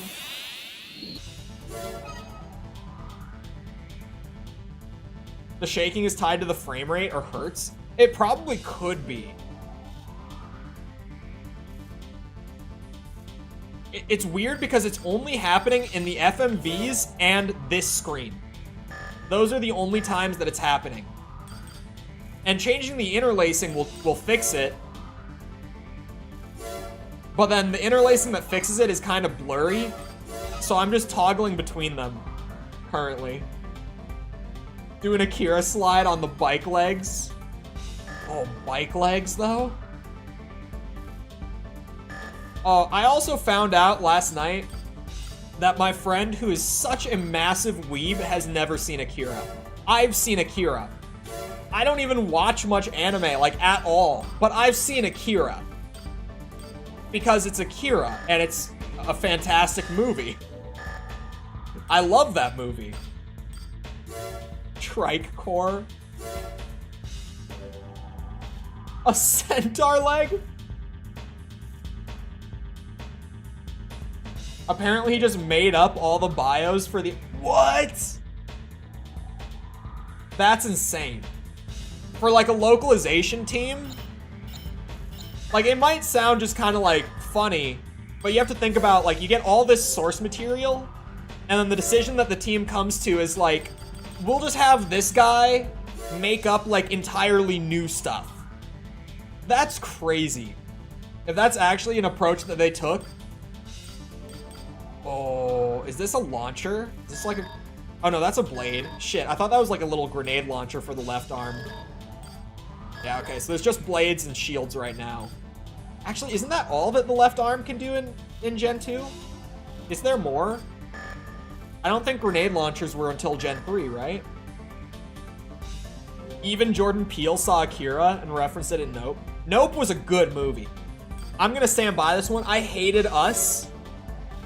But I saw Nope in theaters when it came out, and I thought that was a really good movie. It's just really weird to like try to piece it together. Like, it doesn't make much sense the first time through, but I really liked Nope. I really liked that movie. It was called Us, right? The second one that he did between Get Out and Nope. I did not like that movie. I loved Get Out. I loved Nope. I do not like Us really whatsoever. I thought that movie was kind of shit. Not the anime itself. You definitely should. Especially, it's a movie, so it's not a lot to get through. It's like 2 hours or so, right? It's worth it. It's worth it. There is an arm grenade launcher in Gen 2. Just one. I must have just completely missed it then. I liked all three. Yeah, I don't know. Us, I just wasn't into Us as much. I think it was more that I was disappointed after Get Out than anything. Head to the old bridge in the Tread Special Environment Zone. The bridge is a remnant left over from the first terraforming. It's him. It's now occupied by Zeo Matrix. Oh no, this is the LCC guy again. Never We have mind. no idea why Zeo has entered this zone, but we have jurisdiction over the old facilities, and unauthorized corporate encroachment will not be tolerated. He's also great, but Eliminate all corporate MTs. This will serve as a warning to them. This area is very high in temperature due to its exposure to lava released from a nearby volcano. The roads are badly damaged, but being a raven, this should pose no problem. That is all. Good luck. thank you. At least they say good luck every time, right? Like, they might be the most power-hungry assholes ever, but at least they say good luck every time. I need voice acting like this back. Bro, I love old game voice acting. It's just so goofy, always. There's such a charm to, like, late 90s, early 2000s voice acting. Like, Metal Gear Solid 1 has some of the goofiest... Oh, Devil May Cry, purely for, fill your dark soul with light. Just that line alone makes the Devil May Cry voice acting S tier. Watch your step. Obviously, like, all of Barry Burton in Resident Evil 1, just every single line from that man. From Jibble sandwiches to... Oh, this is the thing. I talked about it when I streamed the RE1 remake earlier this year. Like, early in the year, right? And I said it then. But is anyone else with me? When I was a kid, like when I was really little and I played RE1 on the PlayStation for the first time, I always thought, I didn't think that he was saying Jill sandwich. I thought he was saying Jibble sandwich. Because he does like a little cough when he says Jill, and it sounds like he's saying Jibble. So everyone always says Jill sandwich when they reference it, and then I say Jibble sandwich, and no one has any idea what I'm talking about. And it might be one of those things now where, since I pointed it out, you won't be able to unhear it. The dude says Jibble sandwich. I swear to God. Sounds like an early AC character. His name is First Raven or something like it. I don't think I've come across that guy.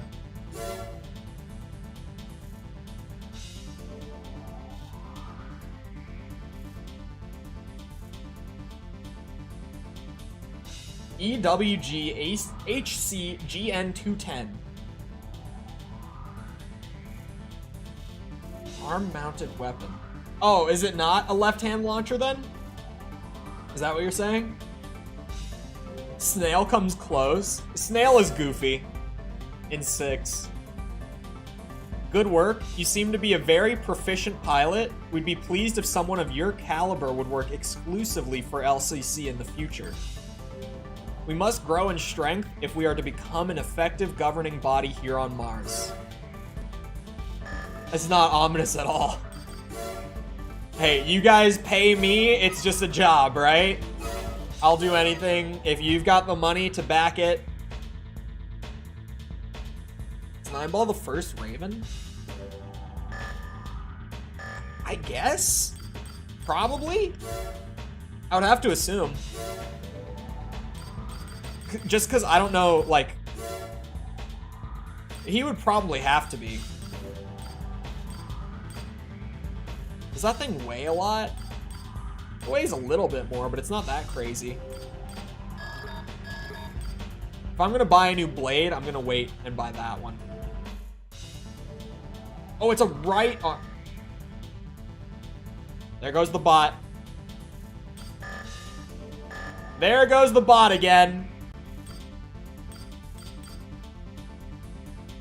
I think he created the ACs. It makes sense.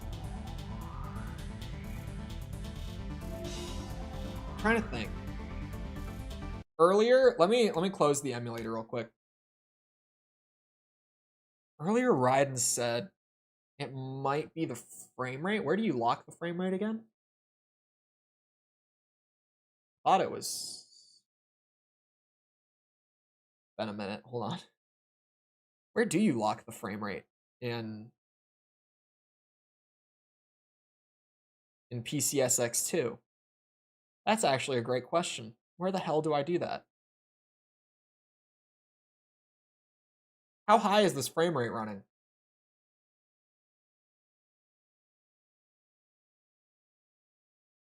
So that might be leading to the wobble.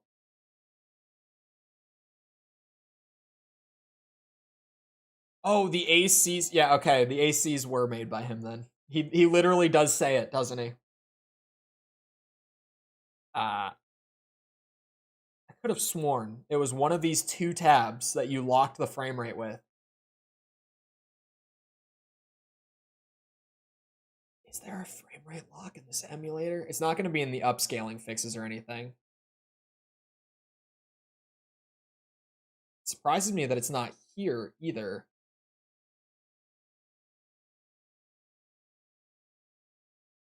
Is there really not?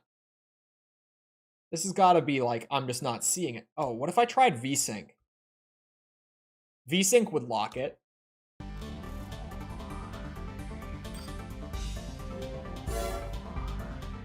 That's going to be a no. VSync did not lock it. One. There we go. Damn. I did the Fires of Ravenpath in 6 because Air wouldn't pay me enough. Please Save My Family doesn't pay for Songbird rounds. That's true. Did you really need money by then? Hey man, if they're not paying, they're not paying. You know? This pilot boosts his AC's defense and mobility by equipping a shield and a floating leg base. A bad habit of wasting energy in combat has kept him from advancing. What was the last? We're going to the Battle Dome.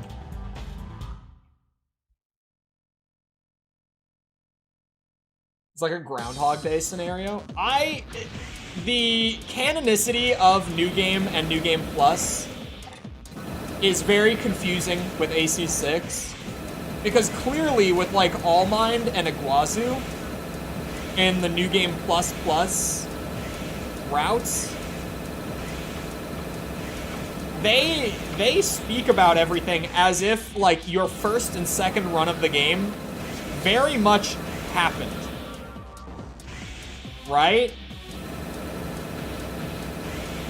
Like they talk about it as if... Sorry, I just noticed that there's a mission timer at the top that's not doing anything. I only just caught that.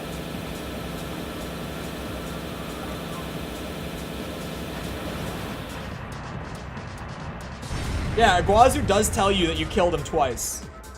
And like Allmind through the arena stuff clearly has your data from the first playthrough when you cleared the normal arena. It's really strange. Because it's like, in some capacity, assuming that the New Game Plus route is canon, which like, until we get any sort of follow-up, we don't know what the canon ending is, or if there even is one. But like,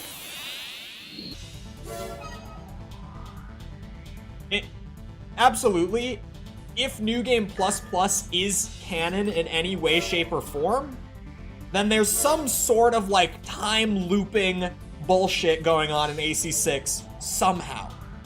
Somehow. More than once in a single playthrough? Yeah, but he talks about you killing him. Right?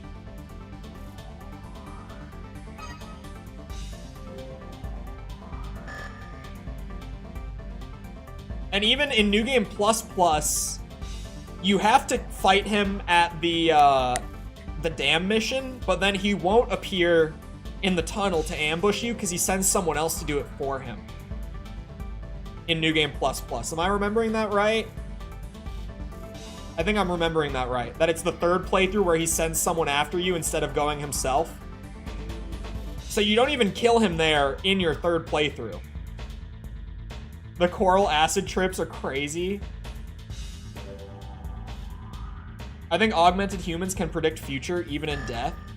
But it's not like predicting the future. It's like things that happen in your first playthrough have to have happened in that first playthrough to affect certain things in the third one. It's really weird. Is All Mine projecting scenarios in VR? I have no idea. It's so bizarre. Maybe blowing up the coral created a black hole / rip in space-time. So maybe you're doomed to repeat things. Does the coral explosion happen in the Liberator ending? Because I think that's only, like, assuming Fires of Raven is the first ending, that could be a way that they do it. Like, there's a canon order to it, where, like, Fires of Raven canonically is the first time, and then second time is Liberator, and then third is the ++ ending. They could go that route, and that could be fascinating if they went that way. I don't know. It's super weird. Fires of Raven is the one I'd like to be canon, just so 621 can be an edgy villain on AC7 or something. Having too much information on the future? Oh, maybe. Oh. Hold on. That one is really blurry. There we go. A young girl who joined the arena to earn money to help care for her family. Her AC is poorly equipped and she has struggled to advance but refuses to quit. Look, that's a great story and all, but like, we all need money here, alright? We all do. It's really interesting with like just the fact that in some capacity there seems to be like some sort of Groundhog Day shit or something, and the augmented humans, or at least some of the augmented humans, and also All Mind can somehow like see past it in some capacity. It's really strange. I'm glad that I'm not a lore guy, like channel-wise, I mean. It's not my job to figure that shit out.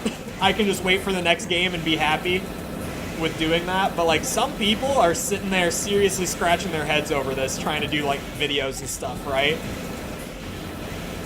Trying to piece it together somehow. Whoa. Okay, ow.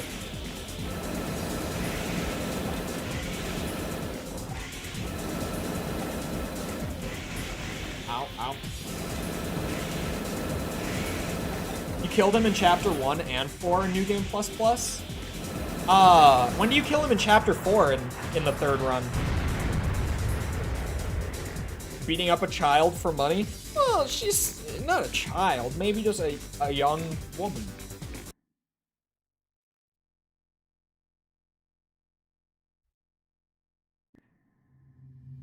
Just kill her for pennies on the dollar. The arena pilots don't die. I'm just, you know, setting her back even further by taking her rank.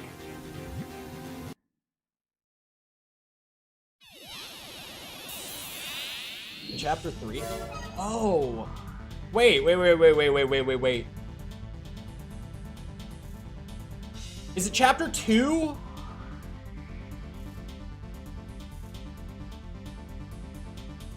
Is it Chapter 2 in New Game Plus Plus that you'll rematch Iguazu?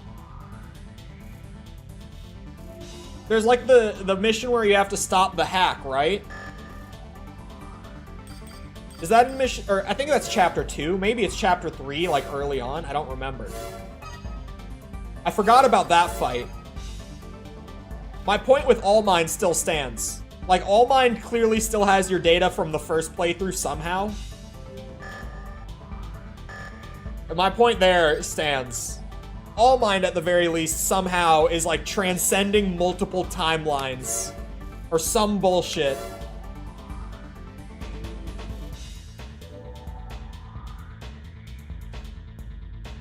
Everything that happened after the coral explosion, 621 got high and imagined the rest of the game, of course.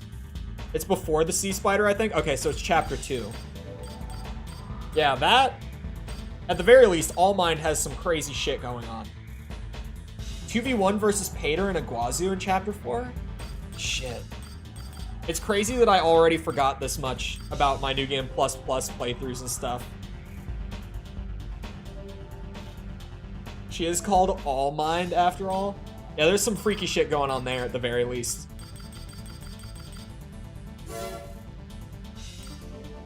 I'm torn between what to buy at this point. Do I get some better frame parts? Do I get a better blade?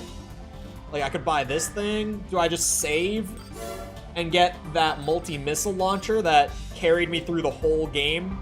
This and Another Age. This bitch carried me so hard. Any difficult fight, just throw this thing out there. Wait, this thing along with, where is Lan? Which one of you is it? Is it this one? It's this one. Definitely this one. The support missile one. The damage from those two together. Ridiculous. Like, to the point where I didn't even have really enough footage of the final boss fight for the review video because it ended in like 10 seconds. I just fired missiles and it died. And I had to use like that footage to talk about the final boss somehow. There's actually a lot of ways that I could spend my money. A new generator would probably be pretty sweet as well. There are so many ways that I could go with this. Fires 4. I don't remember how many this one fires. Does it say? I don't think it does. No. But this one fires a lot.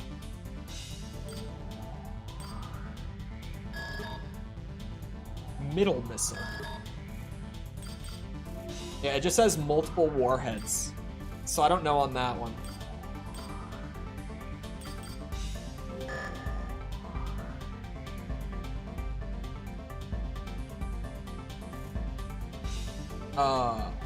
AC6 was my first and only AC. Seeing its parts here feels weird.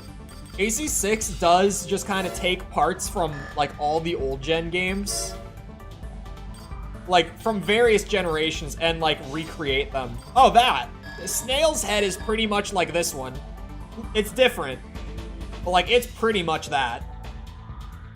I've been playing. I'm near the end of my AC6 replay right now for the video. So, like, I can tell you right off the top of my head, that is pretty much Snail's Head. This one is in the game. That one is, like, remade in 6. I mean, this thing is, like, every generation of AC has one of these. But it's still there. Oh, the missile clip being looped? Bro, I just, like, I killed him in 10 seconds. I had nothing else to do with that. He died so fast that I didn't have good footage of him. Did you see the Japanese voice actor for All Mind was having trouble with helicopter? Huh?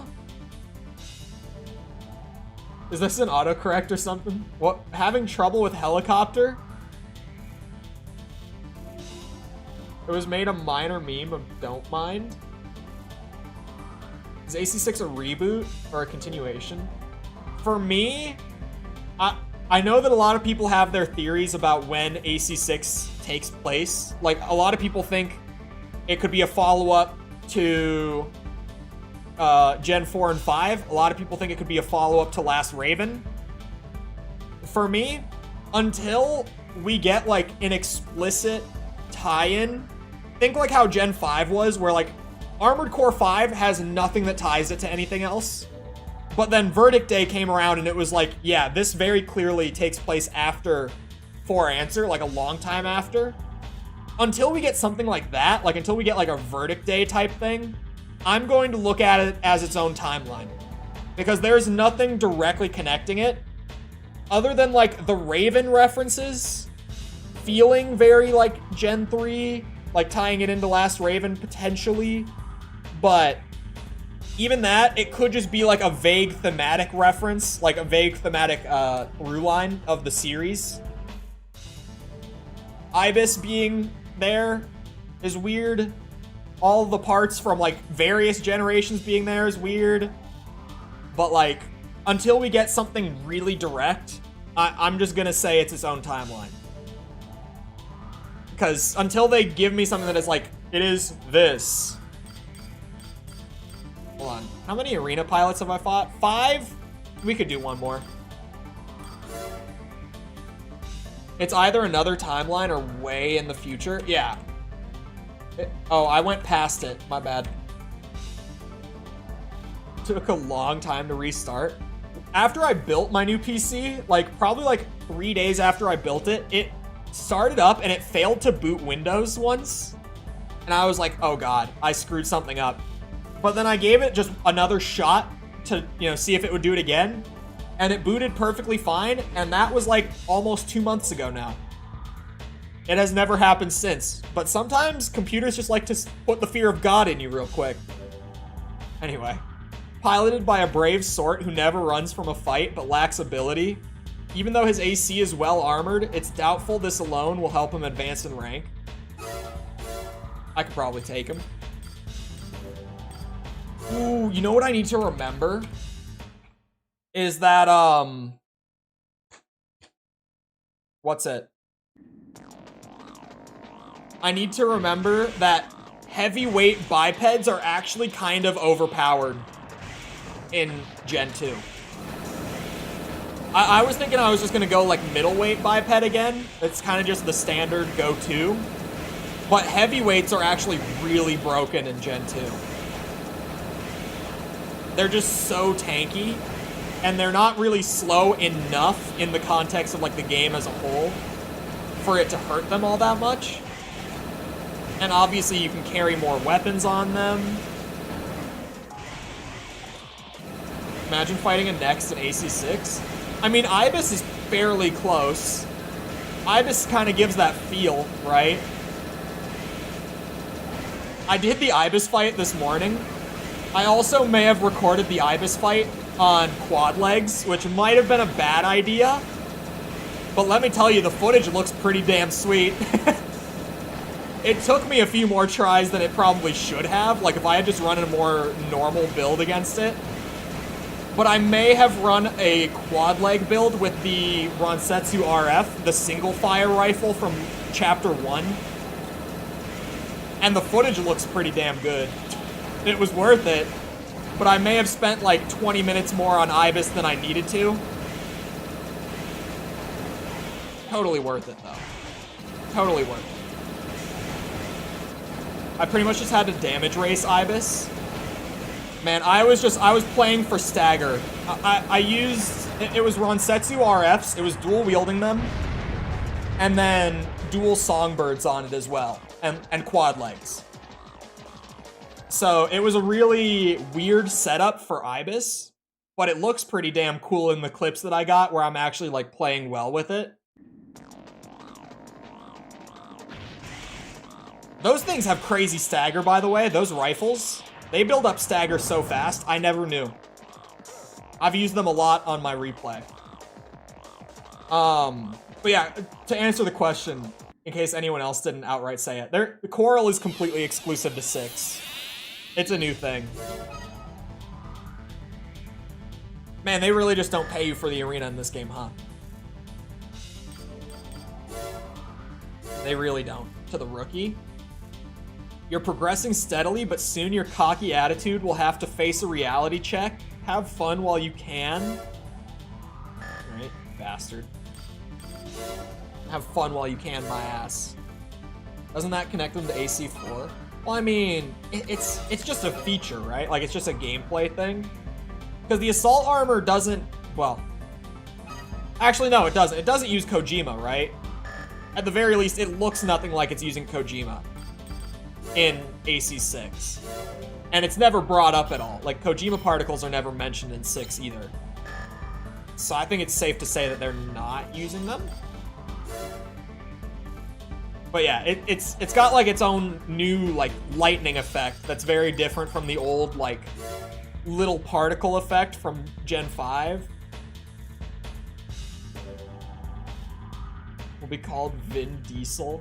I do like that they find a way, at least with Gen 4 and 5. I mean, I mentioned it in the 4 answer video. I like that they find a cheeky way to like kind of just extend the actual title of the base game. Like, they take 4 and turn it into 4 answer. And they take 5, which they use the numerals, so they take the V and they just extend it by making it Verdict Day. It's cute. I like it. You don't see stuff like that very often. But it's got a little bit of sauce, right? There's a little touch of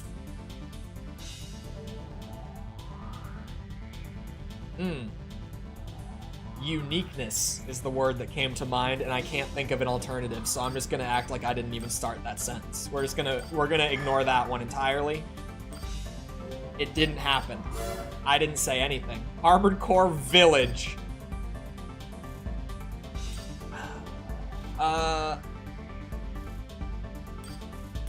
don't know what to buy next. I'm so torn.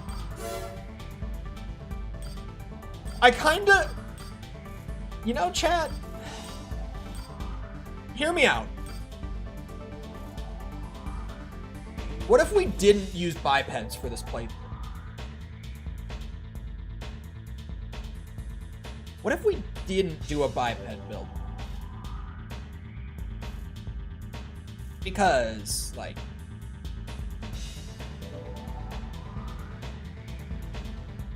I did a biped for, like, all of Gen 1.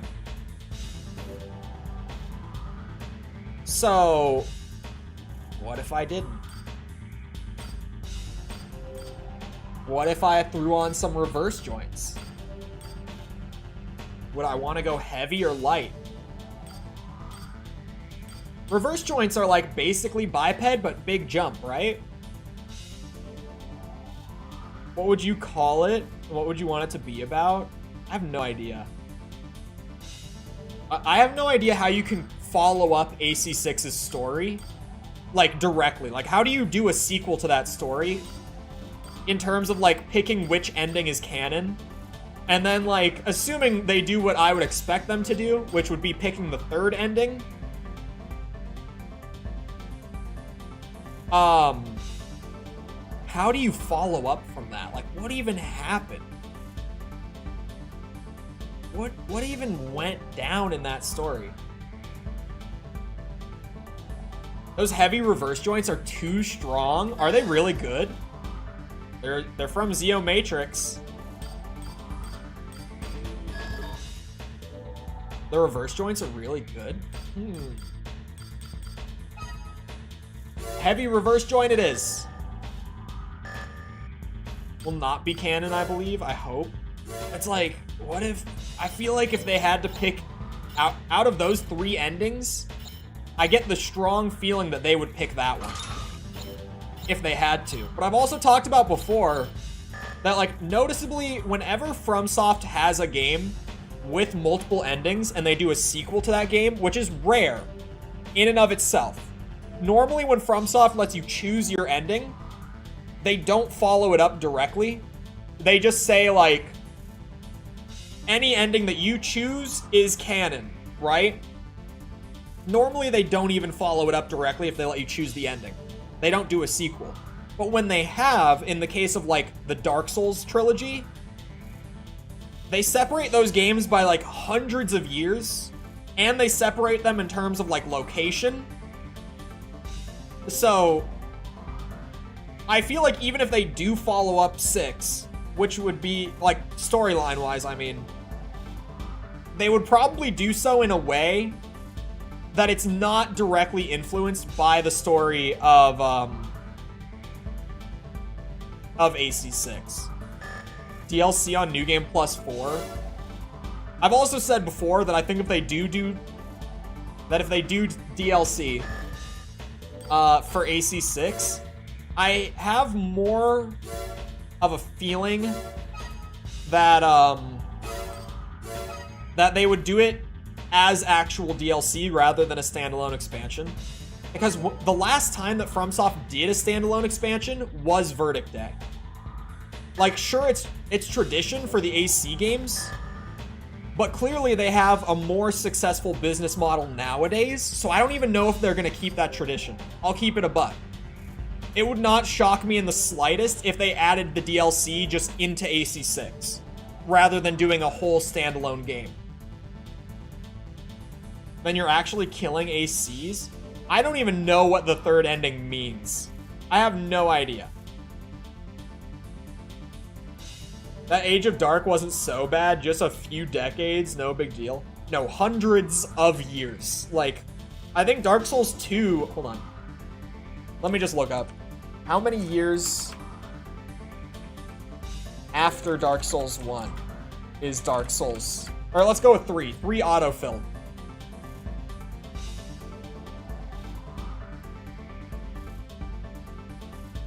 This guy is really saying 5-year gap because the games came out 5 years apart. Oh, here we go. Actual lore answer. This is like what FromSoft does when they do a direct follow-up with multiple endings, chat. Here's an example. From Dark Souls 1 to Dark Souls 3, it is believed that at least 1,000 years have passed in between, if not multiple thousands of years. Like, that's what FromSoft does when they do a sequel to a game with multiple endings. When they actually do follow it up canonically, they separate it by so much that, like, the games aren't even influencing one another story-wise, right? Because FromSoft doesn't like saying this ending is the one that actually happened. They've never done that. They just don't do that. So that's why I feel like following up 6 story-wise is going to be really weird. Because either they're going to do that and it won't be connected at all, or they're going to completely break like 20 years of their history, of their behavior. I don't know. You know what I mean? They'll break like a really long-standing trend of just not doing it, right? It'll be weird. Before I do a mission, I need a piss break. I need a piss break. Could be a prequel. It could be a prequel. It could be that, like, it could just be completely disconnected, right? It could take place on Earth. It could take place on another random planet that they make up. I feel like it's more likely that they won't do a direct follow-up storyline-wise. Anyway, I'm going to take a piss break real quick, because I've been here for like 2.5 hours chugging caffeine. So, feel free to get up, get a drink, snack, bathroom break yourself, whatever you got to do with a quick minute. And then I'll be back to continue. So I'll see you then.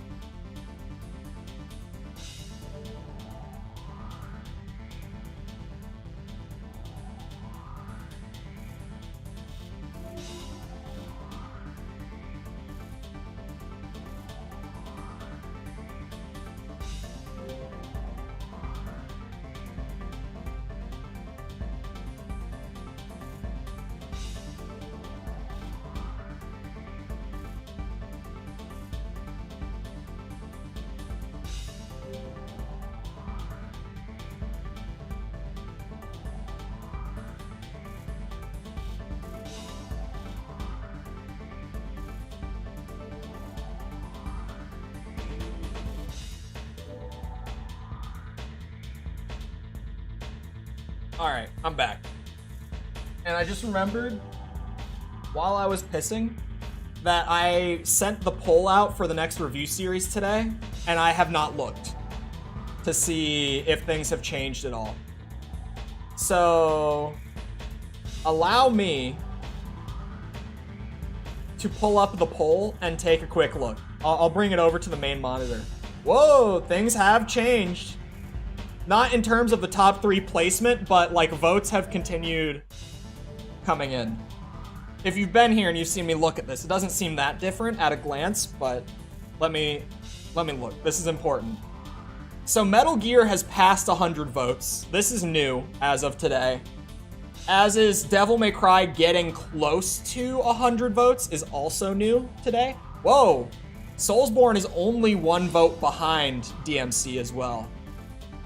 If you haven't been here for stream when I've talked about this, looking for the next series, it's like I'm really split between all of the top 3 for different reasons, like various reasons. I've been struggling to decide.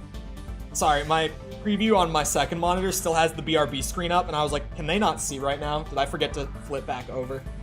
Anyway, Ace Combat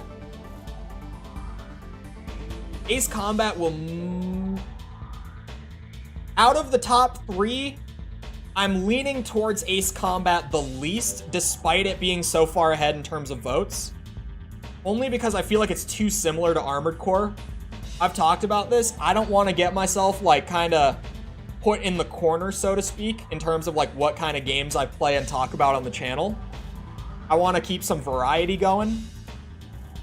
So Ace Combat, it's different. Like, it's jets, but it's like kind of the same formula, just it's jets instead of mechs, right? Like, it's arcade sim kind of thing.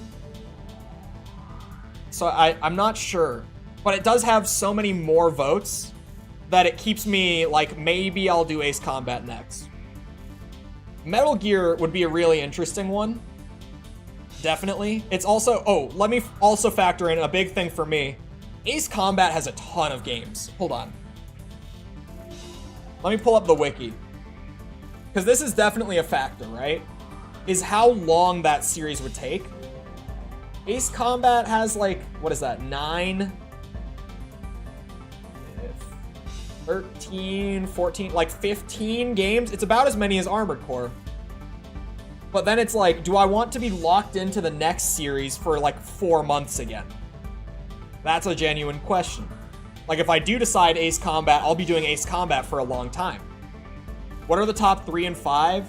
Ace Combat's at number 1. Sorry, the text will be kind of small. Let me zoom it in, actually. I'm glad that you asked so that I would realize that it's kind of small. There. Now it's real zoomed in.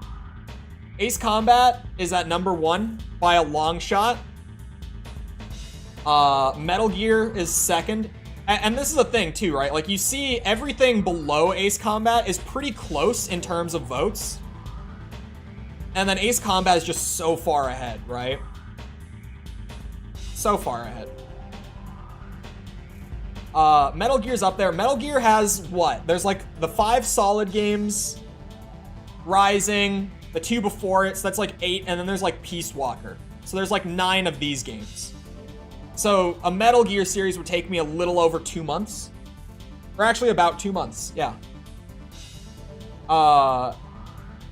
And then Devil May Cry, also in the top 3. Not far behind Metal Gear. So about the same in terms of like interest, right? 5.1% versus 5.4. A little bit of difference, but not much. Devil May Cry has 6 games.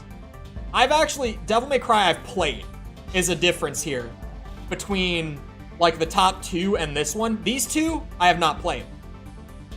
But Devil May Cry I've played. I know that I love Devil May Cry. There's 6 games. There's just 6 games for Devil May Cry. So this would be like the shortest of the 3. Essentially, in terms of like the amount of games and interest, like just comparing those, like length and interest, it is kind of screwed. Because it's like Ace Combat, most interest, but I'm locked in for the longest time. Metal Gear, middle of the road of the 3, in both interest and amount of games. Devil May Cry is like the riskiest, but also the shortest in terms of being locked in. Instead of me saying interest, let me say risk. Like, Ace Combat is the safe one, but I'll be doing it for like 4 months. Metal Gear is like moderate risk, moderate length.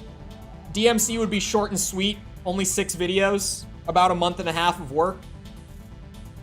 But it's also the riskiest, right? Like, that's kind of just even the most basic way to look at the top 3. Ace Combat is equal to or greater than Metal Gear Rising, is equal to or greater than DMC, is equal to or greater than Ace Combat repeat for each week. Oh, you mean like cycle these each week? And that, I was gonna say that. I've thought about and talked about maybe doing more than one. I don't think I would want to do 3. I think I would do 2 if I did do more than one at a time.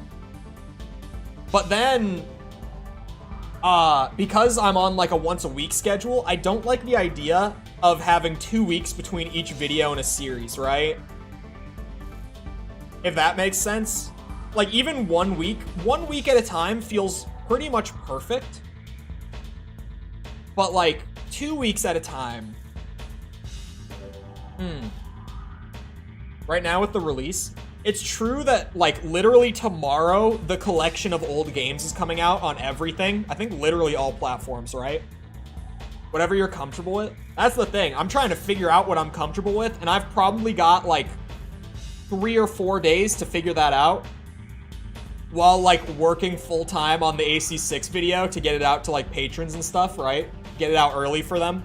Because like, yeah, I've got a week until it goes public, but I try to get the videos out for patrons by like Friday or Saturday, even though the videos go public on Monday. So I've got a few days, because it is like, as soon as I get the video done for patrons, I go right into the next one to keep the schedule up. If you don't say these games are perfect masterpieces, they will never leave you alone. To be fair, and I have enjoyed my time with the Armored Core community a lot. It's pretty, like, it's one of those communities where the majority of the community is super chill and, like, welcoming and all that, but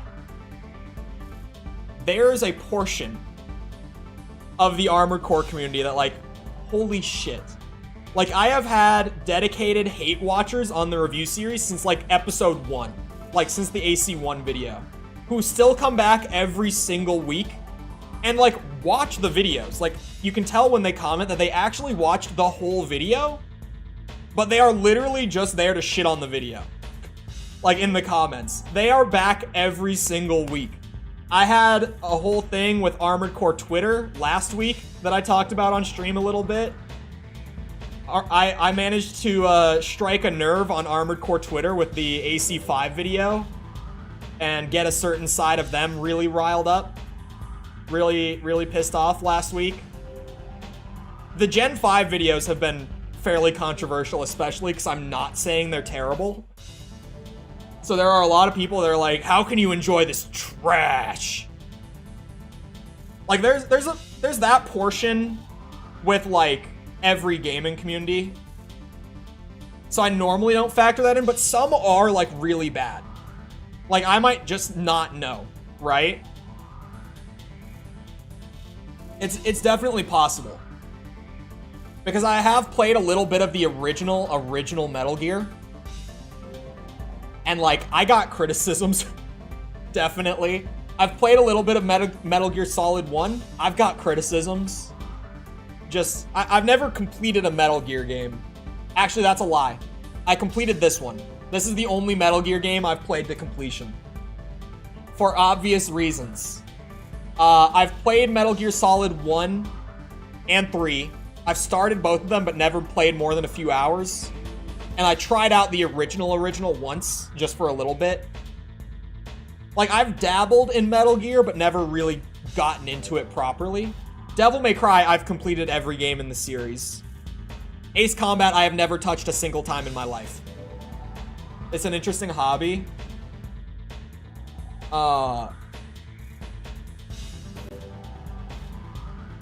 Metal Gear Rising, yeah. It's just such a stupidly fun game. Like, I was like, that looks really fun. And I've tried the other games, but I've never really gotten into them. But I feel like I could play Metal Gear Rising. And the story definitely relies a ton on the older games, so I was a little lost with a lot of it. But, like, the game was really fun. I have to ask what happened here. How did Drakengard work its way into the top 5? How did this happen? Who voted for this? Oh, here, let me also... Just in case anyone is watching who hasn't voted on this, and they're sitting there quietly like, oh, I would like this game or that game or whatever. Just in case. They might be here, but they're just shy, you know? There's the link to the poll if you haven't voted on it before. There's other games that I'm, like, pleasantly surprised to see them get as high as they did. Like, Drakengard being that high is shocking to me, from what little I know about these games. I've also never touched any of these. Kingsfield and Soulsborne being so high, it's like, I'm playing FromSoft games. Those are FromSoft games. It just kind of makes sense. But other games, I talked about this a few days ago, that, like, there are a lot of games that got pretty high on the list that I'm just surprised there's this much crossover, like, with the Armored Core community. Like, Metroid having this much crossover surprises me a lot. Halo as well is, like, number 8, is it? Yeah, 8. Castlevania in the top 10. Zelda in the top 10. Resident Evil, when I first ran the poll, was like top 3 at a certain point. I think it was actually second place for a little bit, like on the very first day I put this poll out. Resident Evil has slowly fallen further and further behind.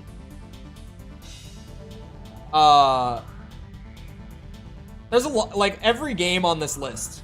Someone asked me once, they were like, how do you determine between like what you want and what fans want in terms of like series and stuff? I don't remember who asked me that on stream, but I said it then. Like, every game on this list was a game that I sat here and I thought, oh, I would do a series on this game. Like, that would probably be pretty interesting. With some of these, I kind of want to split them into smaller series. Like, I think now, looking back, I would just do Elder Scrolls or just do Fallout. Same with, like, Baldur's Gate, Mass Effect, Dragon Age, that sort of stuff. Like, some of these that I clumped together, I would probably separate now, just for, like, being more easily consumable.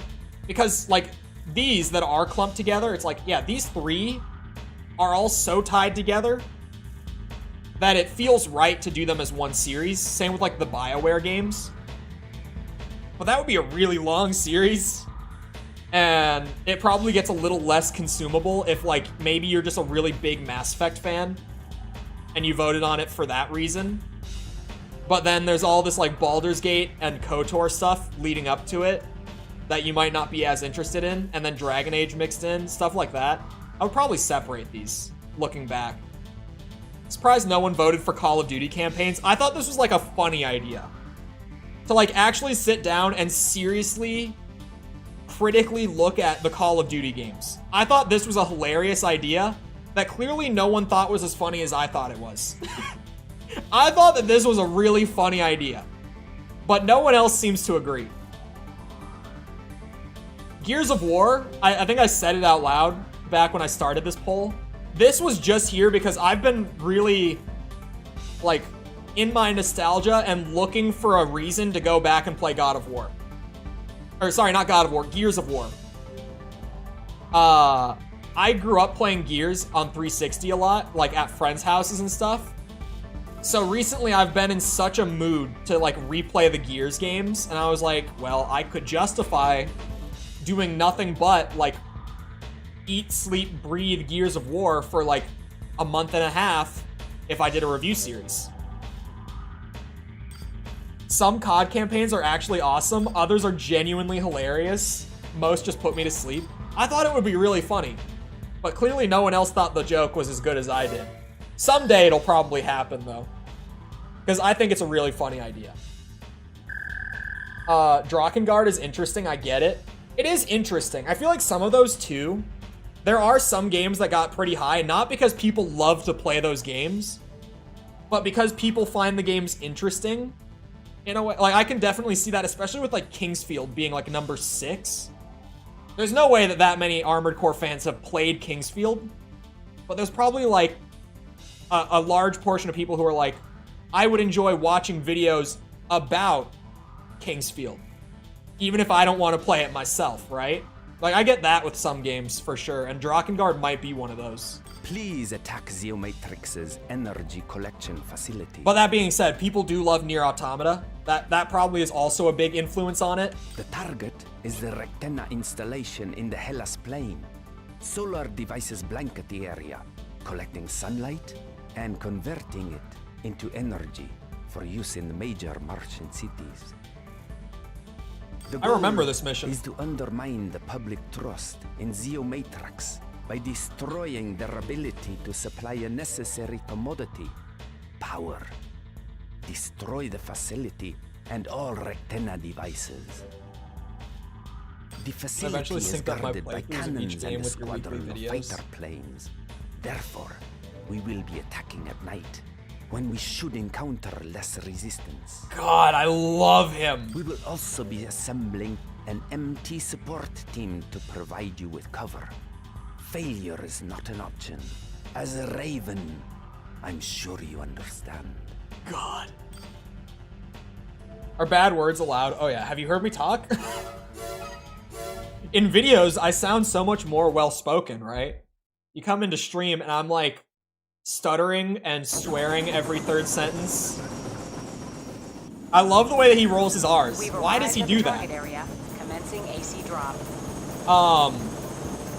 Me and one of my probably my best content creator friend, right? Bot censorship. No, so the bot, when it says foul language, MT platoon it's supplied the by bot our is there to client. protect against like slurs, like just words that it's not even like swear words. It's just like there's no reason for this sort of words, right? Use them to your advantage. Like you see people randomly get bonked for foul language when they didn't say anything weird. It's the letter thing. I've explained it before, but I know a lot of people just aren't here when I explain why that happens. When it comes to the singular letters, people, well, you know, the sort of people that would look into figuring this out have figured out over time that, like, YouTube can auto-moderate most bad words that they don't want in chats and stuff. But they're really bad at moderating if you just type a single letter at a time and press enter. So there's a lot of like spam on YouTube where people will come into chats and like spam slurs one letter at a time. So the bot has like some letters that if you just send the letter on its own, it will clear the message just to protect against stuff like that. And it can be really annoying because, like, there are contexts in which people send just one letter at a time. Or just, like, type the letter G on its own or whatever. But it's better to, like, filter out the nasty shit and then have, like, a slightly annoying bot than the alternative, for me. It makes things a lot easier on me and mods that way. Sorry, me and, like, my closest creator friend, privately and publicly, because I go on her stream frequently to, like, play stuff on there. We privately and publicly have been joking for weeks, ever since I started doing the polls and stuff, about how my channel has peaked, and the AC6 video is gonna be, like, my final... Yeah, there it is. My final hurrah. And,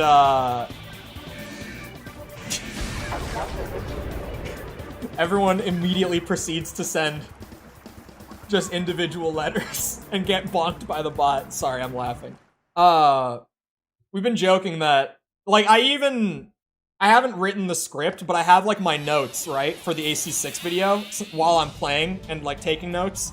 And I have in my notes that I want to, like, make a joke near the beginning of the video about sending the channel out with a bang and using the Sergeant Johnson clip from Halo 3.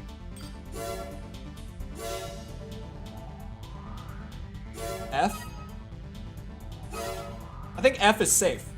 Is it? I think it is. Oh yeah, F is safe because it could get spammed for slurs, right? But press F to pay respects is such a universal meme that I think I did have F set up in the bot to get cleared, but then I was like, wait, I can't ban the letter F in a gaming community. The clip where, no, not the clip where the elite grabs his ass, as great as that is. No, the clip of him saying, "Send me out with a bang" to Chief. I'm like, I need to find a way to work this into like the intro of the video as a joke.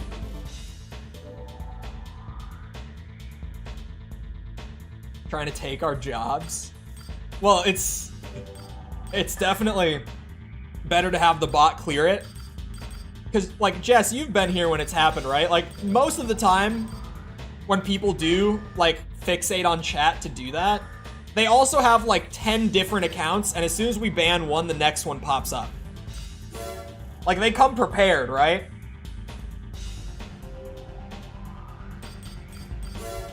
So that part's the biggest bang in the series. Yeah, big explosion right after he says that. Which is perfect, but... that one time, yeah, whenever it happens, it just, like, it's like a 10-minute event, right? What if you type 2 at the same time? Son of a bitch. How did I not think of this? I'm opening the bot. Son of a bitch.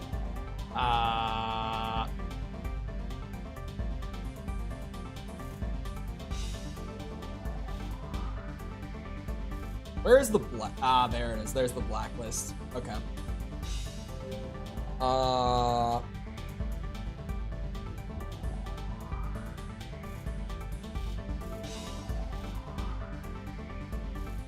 What's the...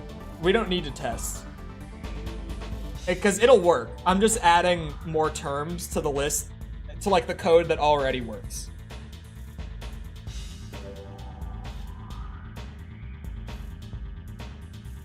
It doesn't work? Because that one's not in there yet. I don't think I could ban FA in my chat because for answer exists. I don't think that I can ban that one in my chat. I thought about it. I was literally about to type it, and then I had to second guess. Because even just today, the amount of FA talk. There. That's actually clever. If anyone thinks that far ahead now, the bot will get him.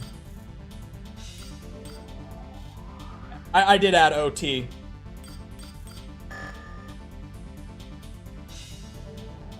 I did. I've been waiting for someone to put the reverb fart sound effect over the coral explosion in Fires of Raven. Son of a bitch.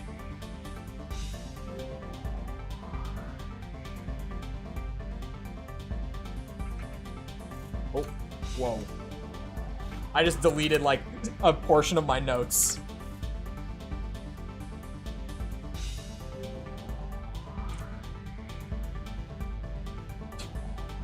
I definitely didn't just open my script notes and write that one down.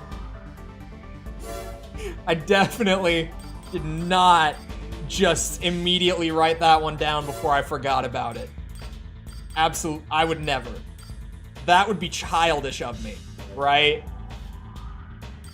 That would just be immature. What headpiece do I want? Sort out the timer. The timer will take like 5 minutes. I'll do that better. Make them say 4A. I can probably add it to the blacklist like after the Armored Core series is done. Because it should slow down a bit after that. Ideally, if the transition works the way that, you know, it's like best case scenario for the transition, well, theoretical best case scenario is like everyone who watches the Armored Core videos stays and watches whatever game I do next just because they like me so much. But realistic, like best case scenario for the transition is, what's it? Like, a lot of people hang around after the series is done and watch whatever's next and all that. But then also, the next series, with, like, the foundation that I bring over from the Armored Core videos, hits, like, the next gaming community really well. And the community suddenly becomes, like, part Armored Core, part Ace Combat. Not saying I'm doing an Ace Combat. I'm just... Actually, there's so much crossover there. Let's say Devil May Cry. It's, like, the lowest of the top 3, right? We get, like, an even split beyond that point. Where there will be, like, people who just really like the videos, people who really like Armored Core and really like Devil May Cry, and just people who show up from the Devil May Cry stuff. I'm out after this. It was nice knowing you, though. Damn.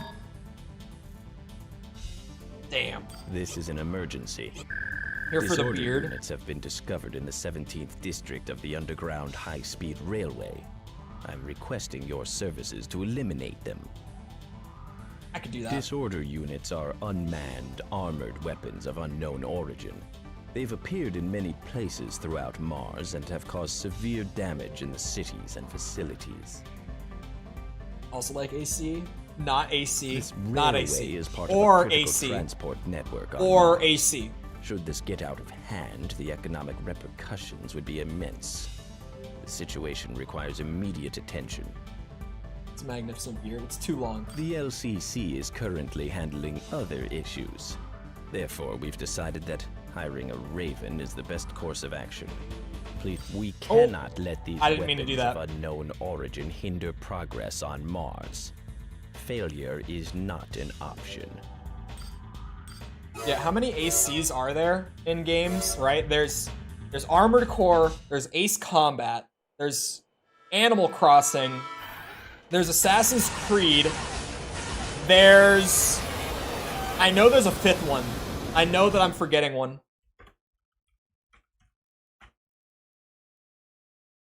System engaged. Hold on. Pause the emulator, not the game. I know there's one I'm forgetting. Oh, Assetto Corsa! Assetto Corsa. Astral Chain. I know that one. There's apparently another game called Asheron's Call that I've just never heard of. And there's also one called Armor Class that I've never heard of. But point is, there's like 6 gaming franchises that I have heard of that are all abbreviated to AC. Be prepared for multiple targets. Prior to me doing the Armored Core series, whenever I read AC, and even for like the first few videos, I always read it as Assassin's Creed. That was my assumption. Whenever I would see that abbreviation, I would think Assassin's Creed before anything else. Now my brain has been like rewired, clearly. Throw it out and become a dwarf. My hair is not red, for the record. Like literally the other day, right? I'm getting my hair cut at my barber like 3 days ago. And, sorry, I'm getting shot at. These guys just aren't very threatening. I'm getting my hair cut at my barber. And I'm looking down, right? Like, he tilts my head down because he's cleaning up the back. And I'm looking at all of my, like, cut hair in my lap / just, like, on the thing, right? Whatever the thing is called. The sheet that they put around you. I don't even know what to call that. But I'm looking down at it, and there's 2 distinct colors, right? And I've talked about this on stream, and no one believes me because of the lighting in this room. Everyone thinks I'm a redhead. But it's either that the hair is like a dark brown, or not a dark brown, probably like a middle of the road brown. When I say dark brown, you think like almost black, right? So not that dark, but like brown, or it is like white, like so blonde that there is just no color in it. It's one or the other. Sitting in front of me. Dirty blonde. I am dirty blonde. I've been saying it. No one believes it. Because the lighting in here, I only have yellow lights in this room. So it makes my hair look more like orangish. Just because that's the color that all the lights in this room are. So it makes me look ginger. I'm not. My hair has gotten darker as I've gotten older, though. Whereas, like, when I was a kid, my hair was, like, blonde. Like, you ever seen the kids that are, like, so blonde that their hair is just white, pretty much? Like that. That was me as a kid. And then I got a little older, and it was, like, blonde, but just not that bright. And then it kind of got darker and darker and darker. And just over time, like, it's just kind of shifting towards, like, a brown color now. It's kind of just getting to the point where it might as well just be brown.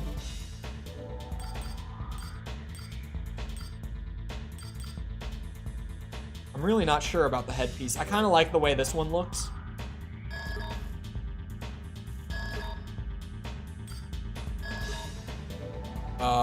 I'm looking for, yeah, all the extra stuff, right?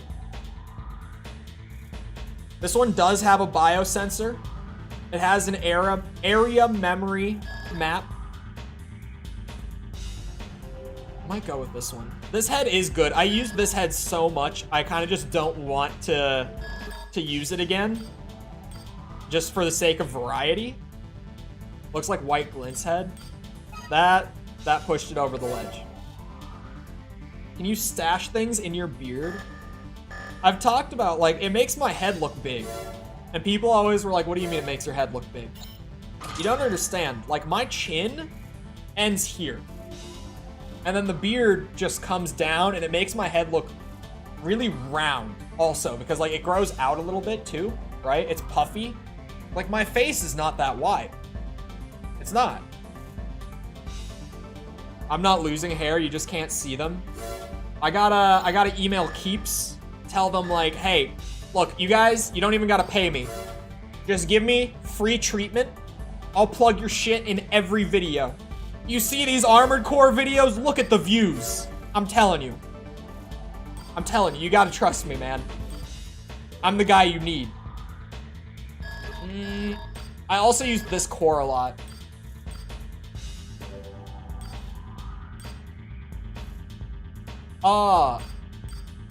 This core has orbits, right?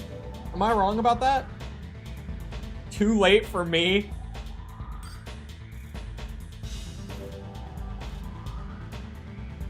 There's a mission that you need the level 5 hacking head for the secret part. Sorry, hacking head? Oh my god.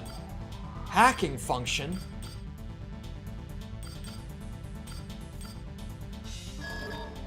Orbits were 3rd and on? Oh. They weren't in 2? Like, at all? Wait a second. I think you're right now that you say it. But whoa. Slow down. Hold on. Actually, no. I'll stick with the head that I just bought. I'll stick with it. And I think...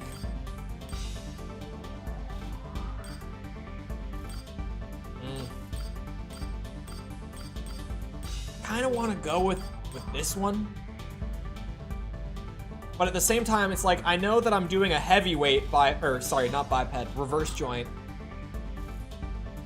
So going with the mobile, it feels like it's wrong. I probably do have to go with this. It just only makes sense. Even though I used that core so much when I played the first time, it's kind of just the correct answer.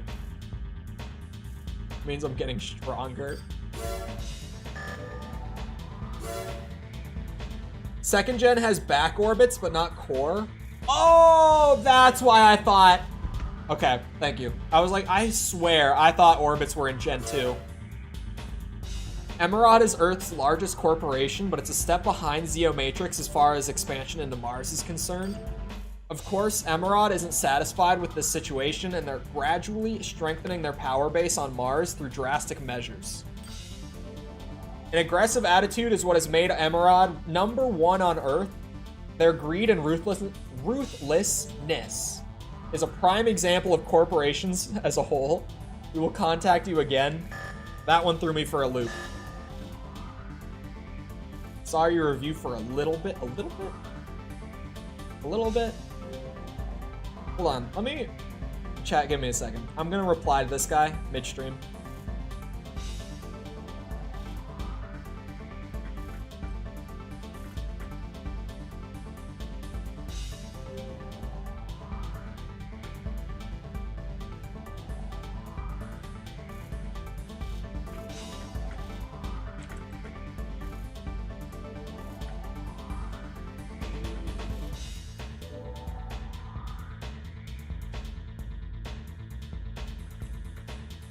This guy's asking about Earth Defense Force, and I saw it, and I wanted to reply, and then I said I'm not going to, and then I saw it again when I looked over, and now I just have to reply. I can't help myself.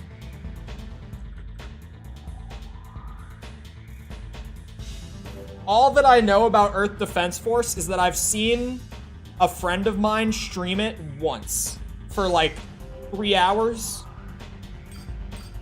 and it looked like such a stupid, fun game. Like one of those games that just does not take itself seriously, but like that's kind of the charm. It looks so much like something that I would enjoy. Oh, I already saved after that mission. It's a lovely game. Yeah, a few people have asked about it when I've been sending this poll out. They are not the first person to be like, have you heard of Earth Defense Force? Oh shit, that scared me for a second. I forgot about the... There we go. Good mobility for a Caterpillar-based AC. The pilot prefers to attack from the rear and does not fare well in head-on battles. He goes nuts when pressured. You know, out of any incremental improvement throughout the franchise, I'm just glad that we moved on from calling them Caterpillar legs, personally. I'm really glad that we got out of that. Whoa. The jump. Okay, so Gen 2 is still like, you need to sit still for the big hop. What gen did that change? Does anyone know? EDF with mechs. I've never played EDF, but I do want to play the new one. Is 5 the new one? I think that's what they were playing. It was her and another mutual friend of ours. And it looked like it was something that would be up my alley. I like a stupid, fun game, right? The Caterpillar is funny. Okay, it is funny. It was Gen 3. Okay, so Gen 3 is when you could start boosting and getting the jump bonus. Just to clarify, because I also brought up the Caterpillar thing.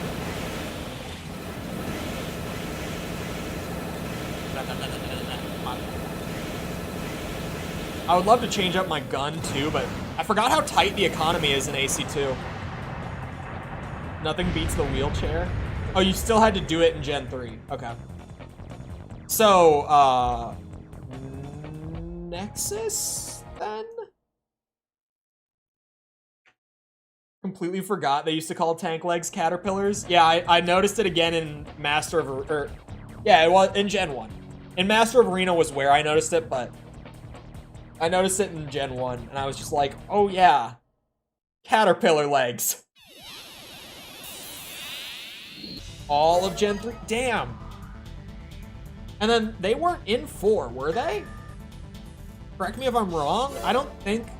If they were, I never used them in Gen 4. They might have been there, and I just skipped out on them. But I don't think reverse joints were even in Gen 4. This economy is reminding me of Verdict Day, where I'm just like, I can't afford anything. I'm absolutely broke. Verdict Day, it was a whole different problem. Like, the missions and stuff are paying out well here, but the items are just expensive. Verdict Day is like, the costs are so crippling that I just couldn't make money. He has the skills to go higher, but likes breaking in newcomers with potential, so he stays where he is. His AC is designed to inflict pain and sorrow on the weak. Warehound was a bitch for me. Oh, hold on. I don't want to change the interlacing yet. Oh, we've done all the maps already? Is my mic picking up my stomach growling? Is that happening? Because holy shit. It's loud. They're stupid expensive in 5? Dude, they are so expensive in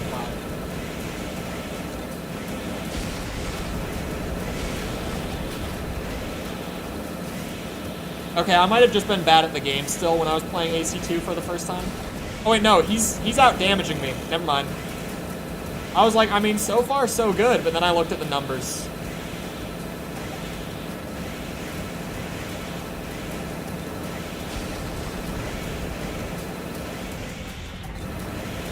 Come on. I need to keep a consistent line of fire.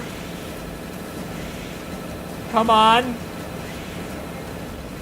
Maybe I was bad. Maybe I'm just getting good RNG. I don't know what's going on.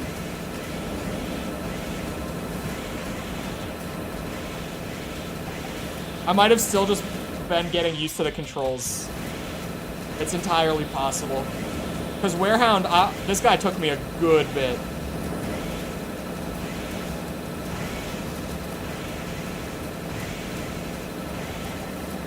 I think I might have just been bad. Will the overheat kill him? Nope, of course not. 8 AP. No reloading. I think reloading is fine. I'm not super bothered by it. It's nice to not have to. But... So he's an AC6 boss. I never hear the things you're afraid the mic heard. Okay, so the noise gate does its job, is what I'm hearing. Because I can hear my stomach growling through my headphones. I don't know why, but apparently I'm really hungry today. I have no idea why. I had some nice breakfast tacos this morning. His AC isn't very high quality, but its missile-based attacks are impressive. Long-range skirmishes are his strength, and he never forgets those he has lost to. We just keep cycling the maps. How's it going? It's going pretty good. Hello, Rowan. Forgot how expensive everything was in AC2. But I got a comment on the Verdict Day video this morning where someone was like, I kind of wish that more of the AC games were like really hard to manage the costs in. Because I like needing to like put together a build on a budget, right? Like I like the problem solving aspect. And I think I even said that back when I played AC2. At least I thought it like a while back. I don't know, I might have said that in an old video. But I guess I got so used to being able to build what I want. Repair costs in this game are kind of severe. I remember the ammo costs being the crazy thing in AC2, but maybe I'm misremembering. Verdict Day, the repair costs were insane. Like, they were bad in 5, but 5 was just a way easier game. In Verdict Day, I was broke for, like, genuinely, I mean, the clip is in there, of me being, like, 200,000 credits in debt. I was so broke at one point in Verdict Day that I had to, like, sell all my old parts to be able to start making new builds again. It was bad. Influences what you invest in? Yeah. I do like the budgeting. But I just got so used to, being able to build... Like, I said earlier that while I'm like, near the end of AC6 recording it right now. And, like... I have 11 builds. And I own the parts for all of those builds. By just playing through every mission once and playing every arena battle once. And I'm probably gonna make a couple more before the end still. Just for, like, variety in the footage, right? Love this game, but I never even finished the story. It's worth it. Go back. Make repairs and ammo costs optional. So if you wanted, you could try to save money by not buying ammo or repairing. Oh! That would actually be sweet. Like, just asking you if you wanted to refill it after a mission. That could work. I could see that. To be honest, I could definitely see that working. I still need like 30 grand more for that core, and I want it. It's just so expensive. AC6 has no economy. It does not. So I can watch your 6 review without worrying about spoilers? Do it. It's worth it. If you have not finished 6, you've got a week. Oh no. Oh god damn it. There's a hotkey for the aspect ratio. There we go. A Raven who likes to stand out, as can be seen by taking one look at his AC. His fighting style is quite erratic, but even he gets lucky sometimes. He definitely won't get lucky against me. Absolutely not.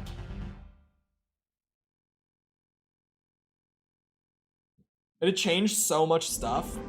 Just having that decision there would change the game a lot. Especially because, like, if you chose not to, and then you, like, saved your game, right? Unless you just put the option in the menu, like, between missions to do it after the fact. Like, to change your mind if you get stuck. You'd pretty much be stuck into that decision for the next mission, right? Okay, I might need a new FCS. I might be feeling it with this guy. Like, I don't want to fly into his missiles, but I have to. And he's got a shotgun. I might need a new FCS.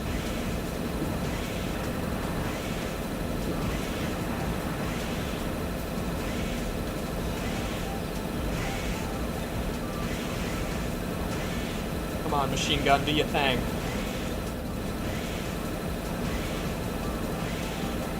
It's working slowly, but surely.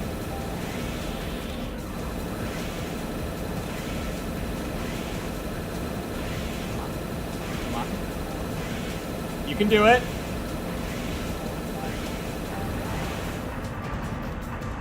Beautiful. Price even, it's worth every minute for me. I really did enjoy playing it through 3 times for stream.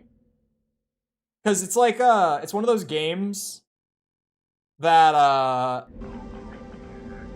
like, just the gameplay on its own is so enjoyable that you can just kind of sit there and play it, and play it, and play it, and play it. And then all of a sudden, you have 60 hours played on Steam, and everyone knows that you've been no-lifing Armored Core 6 for like the whole week after it came out. And it's like a little embarrassing, but at the same time, it was worth it. Anyone else have this experience? It couldn't just be me. Had my favorite mission in this game. I like a lot of the maps in AC2, actually. Now that I'm playing on them again, I'm like, oh, this map. Oh, to the rookie? Oh, I missed this a while ago. Don't get too cocky because you beat me. Only a select few can win and actually keep their ranking. It's not uncommon to see skilled pilots lose their footing. That's all part of life in the arena. The higher you climb, the more disappointed you'll be when you fall. Remember that. Congratulations on your advancement in the arena. Please accept this AC part as a gift. We hope that your success in the arena will continue. This shit right here. This shit. My guy really said, we gave you a part. Hope you like it. What did you give me? Because now I have to go and look for whatever they gave me. I have no idea what they gave me. I got no clue. It's not that. It's not arms. Not legs. Not a booster. Not an FCS. Not a generator. Come on. Somewhere.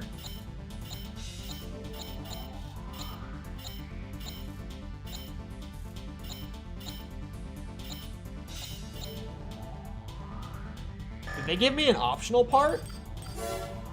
They did. Increases braking capacity.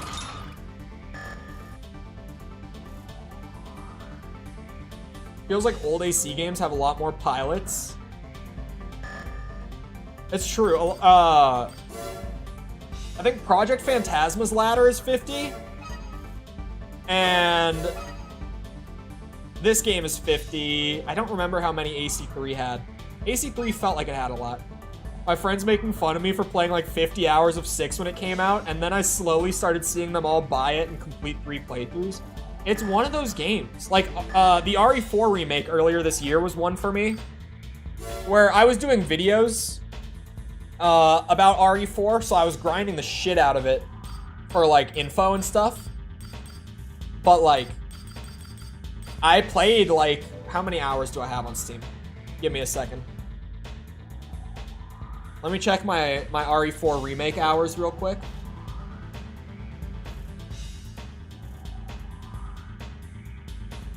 I have 79 hours in the RE4 remake.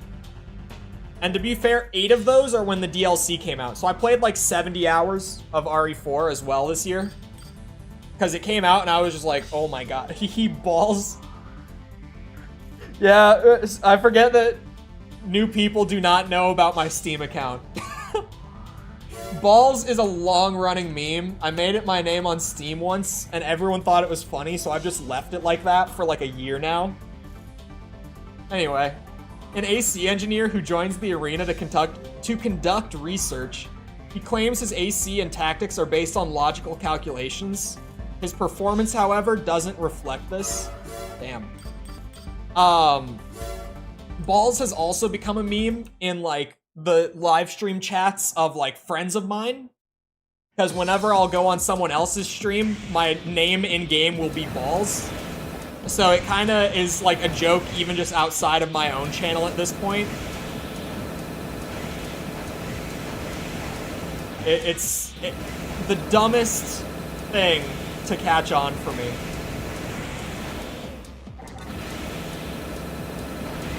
T2 engineer? T2. When you say T2, I think Terminator 2. Is that what we're talking about? I need to rewatch Terminator 2. It's been so many years since I've seen that movie. What a movie. When James Cameron knew what he was doing.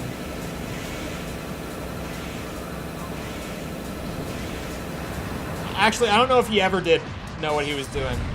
He might have just gotten lucky if we're being honest. But it seems like he knew what he was doing. AC6 Arena is worse because of repair kits. Just never lasts. Oh, for a second I was like, you don't even get to use the but then, yeah, because the fights go so quickly. I get that.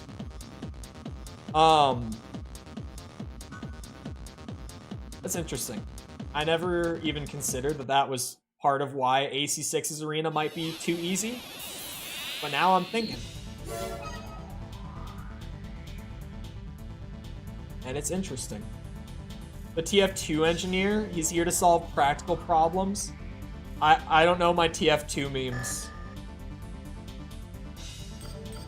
I played TF2 a little bit when I was a kid. Yeah, because the game is so balanced around the repair kits, they take them away for the arena, and then the fights are just like, they're just over so fast. I never even thought about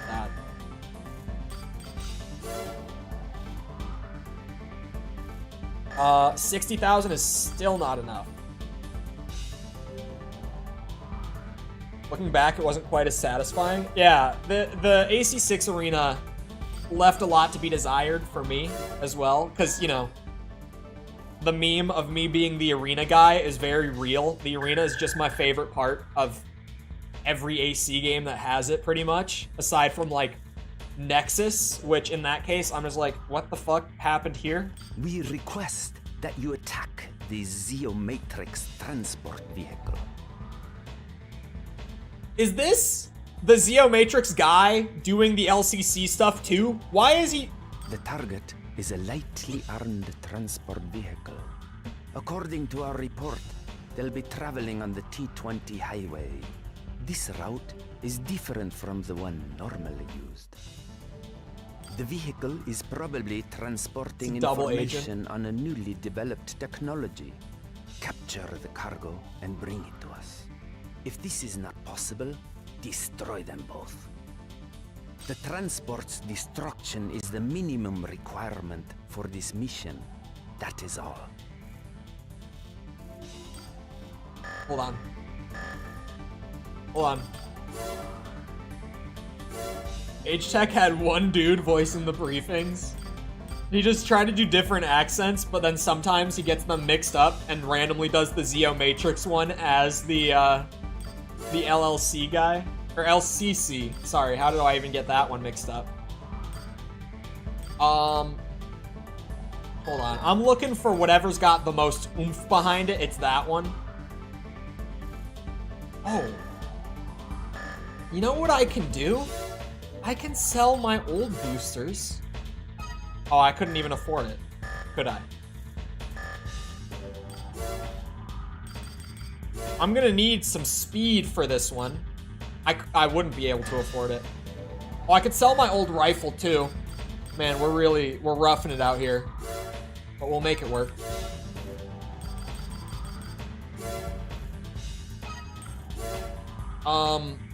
Anything else? My old head and legs. Because I'm probably gonna need a generator too, if we're being honest. I'm probably gonna need it. That gives me a good bit more cash. And then I can get the crazy output boosters. And oh yeah, generator.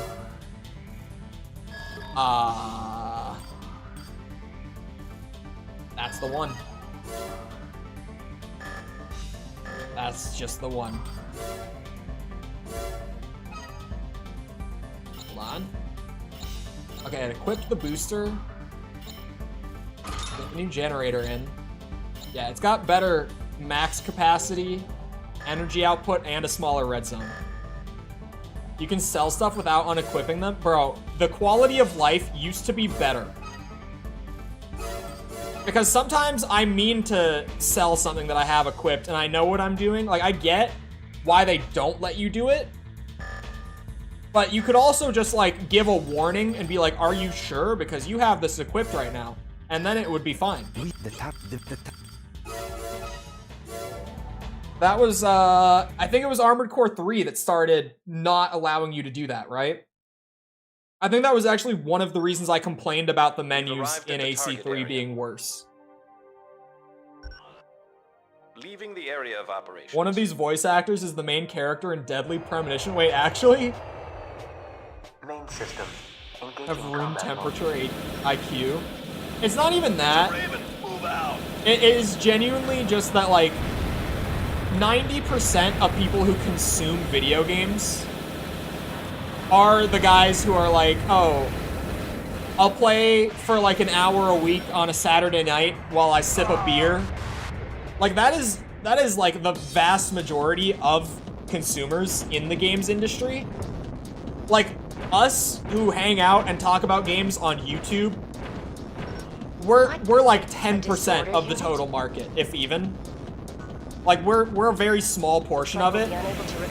Most people that play games just aren't like that. God, these boosters are crazy! I'm hitting the walls. We're professional gamers. Yeah. It was one of the things that when I was in university for design, like, every professor really tries to nail that into you. It's like, you are not making games for people like you. Because if you do that, everyone will hate your game. Like, you will make a game that no one likes. Well, that people like, but not that will sell. Like, not a game that will, you know, make you a living.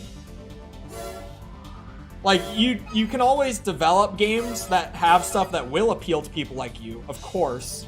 But, like, you gotta understand that the major majority of gaming consumers are like, they barely play games. And even if they do, it's like a couple hours here and there.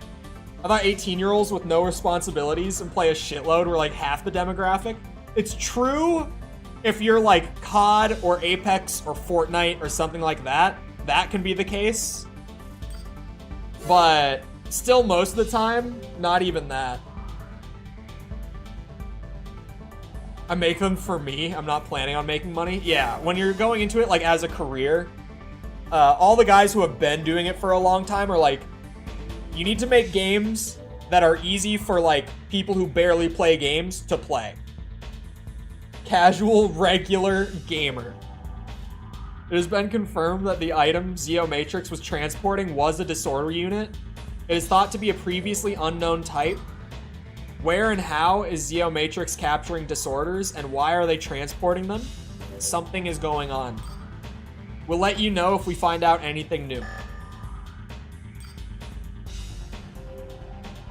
Where's the flack for testers coming from? To be honest, most testers are people who want to get into development, and they're trying to get like their foot in the door.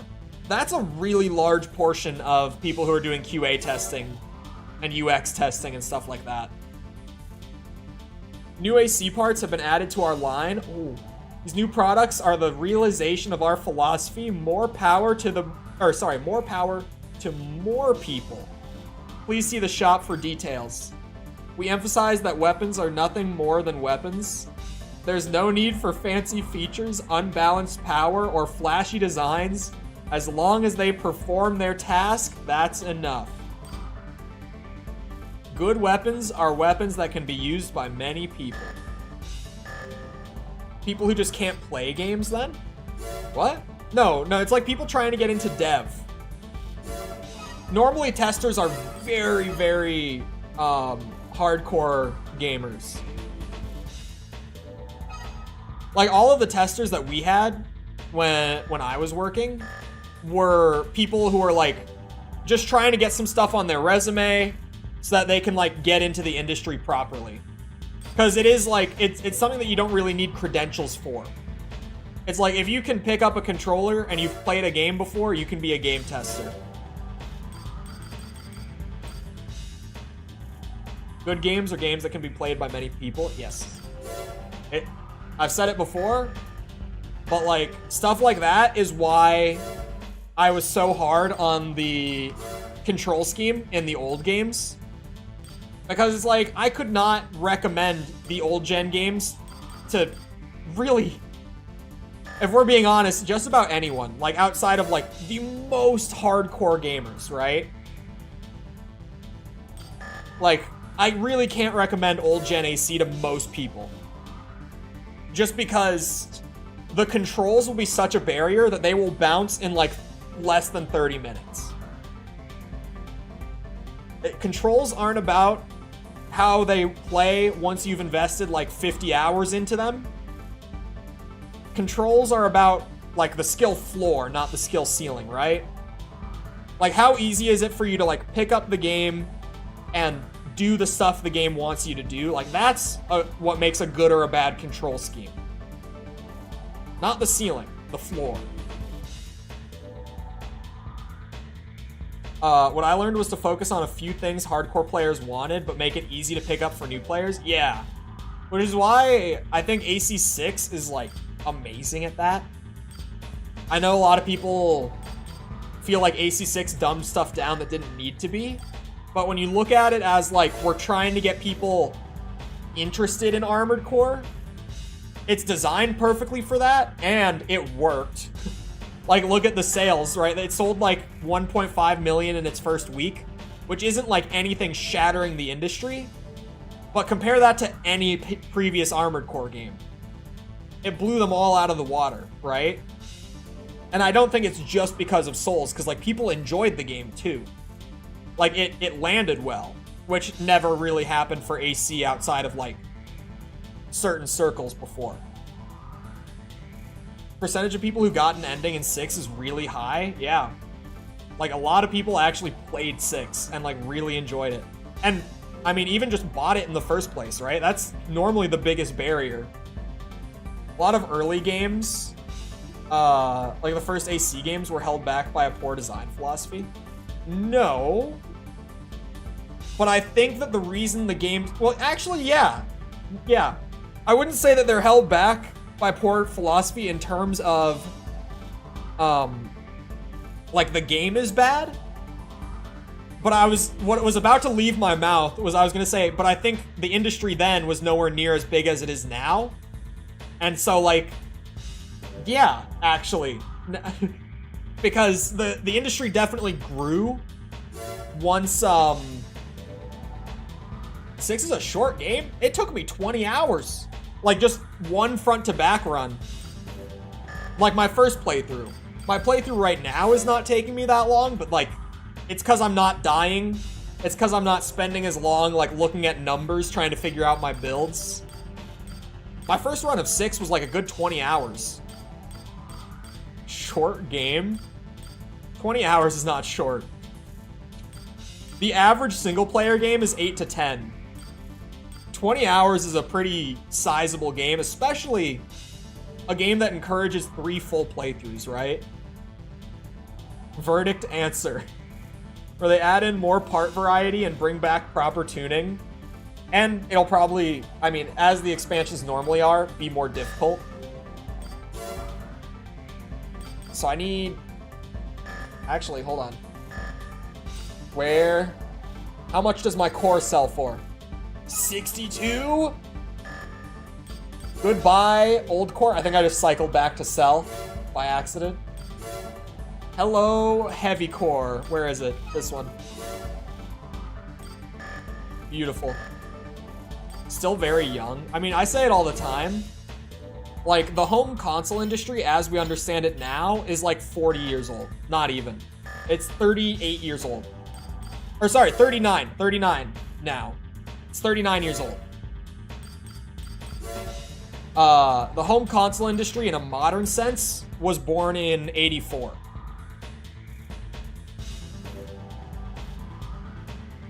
So, it is really young. And definitely, like, those first 20 years or so, games were kind of hard to get into. Like, even now, people who play a ton of games nowadays, they try to go back to, what's it called? To, like, 90s games. And they bounce, because they're like, this is so hard to get into and, like, figure out what's going on and how to play. Like, even hardcore gamers nowadays just generally don't like to go back and play old games because they feel so confused. So, it's weird, because at first I was going to say no to the design philosophy thing, but then I thought about it, and it was like, wait a minute, actually, yes, I do think that. But also, hello, Kyo, don't worry about it. You don't have to be here, chat. Self-proclaimed messiah bent on saving ravens, he feels are possessed. His heavily armed AC lacks mobility, but easily defeats mediocre opponents. We'll see about that. Well, I guess I'm not a mediocre opponent, am I? We won't see about that. With thick manuals? Yeah, which, you know, you play nowadays, and it's like... Most people buy digital, even going back to play old stuff, so you just don't get the manual, right?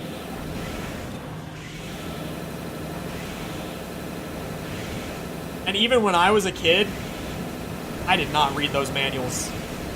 No way I was reading those manuals when I was like a kid. It's explained to you in a book. It's so weird to look back on. That games used to teach you how to play by literally just writing like a small book about it and including it with your copy, you know? Like, it's so weird to look back at that compared to nowadays. Like, what's become standard now, where it's like, oh, you teach the game either through like a straight up tutorial, or you like slowly roll out mechanics through like the first 30 minutes to an hour of the game, and like set up part of your level or whatever to like teach that mechanic one at a time, give them hands-on experience with it, show them how it works. And now, you know, you look back and it's like, we used to just give you a fucking book. If you didn't read the book, you were just figuring it out. You were running blind. Manuals were cool. Manuals are cool. One of the coolest manuals that I've read, like going back to play old games recently, not recently, like a couple years ago, was the original Metroid manual. Is actually really sweet. The NES one. when I played that, I read that manual, and it was actually really dope. They had so much like artwork and lore and stuff like that just in the manual. They had a map of the game world in the manual.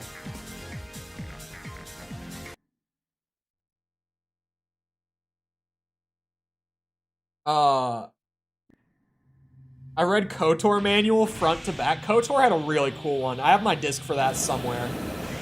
I have an Xbox copy from when I was a kid.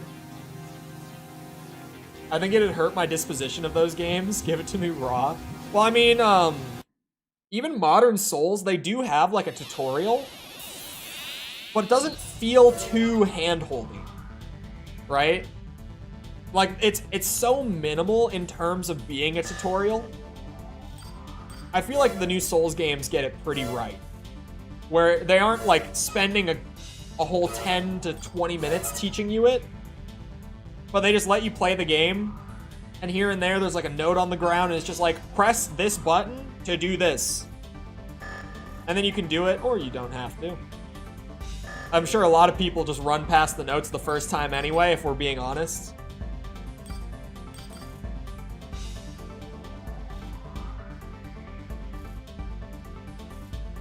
Why people don't like old games. I read the manual and half the people say stuff, or half of the stuff people say doesn't pop up.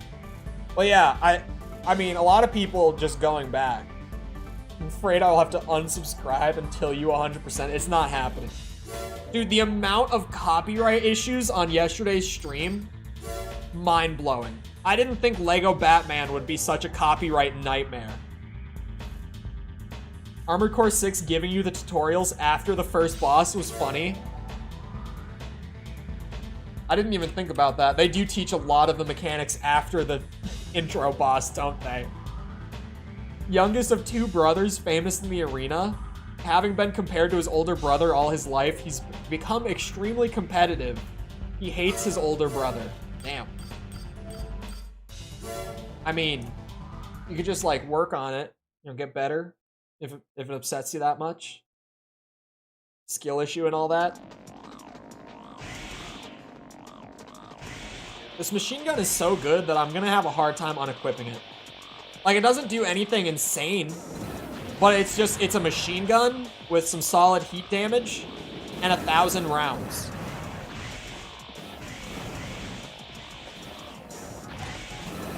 I was about to die. When I first played 6, like on stream, when it came out, I think I died like 2 or 3 times to the helicopter. Like, it wasn't insane, but it did kill me a couple times.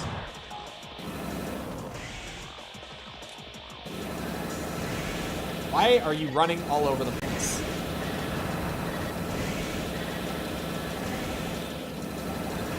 Are we at the point where the ACs in the arena actually move, like, a lot? It seems like we're getting there. Like, he's flying, which is not common this low. Missiles? Who needs missiles? Actually, I should buy that multi-missile launcher that I know I love in AC2. That thing is so good. Man, where are you going? You're going to leave the map. He seems aware of the map boundaries, at least. We're not playing AC4 here. The amount of pilots that flew out of the map in AC4 for me was actually insane. Oh god. Jesus Christ. Get back here. Cheeky bastard. I'm not equipped to handle you. I'm heavy. I've only got a basic ass SMG. Come on, tell me that's a heat. Okay, that is overheated.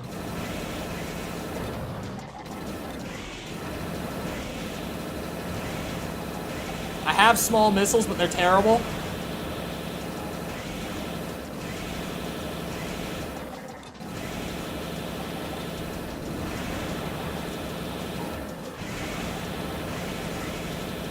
Come on, lock on. Hit the bastard. Forget that you have to hold it for so long for it to like actually start tracking properly. Oh, I'm out. And missile. Not for the win. Hold on. We give it another go. The heat didn't kill him. God damn it. I was like, the heat might do it.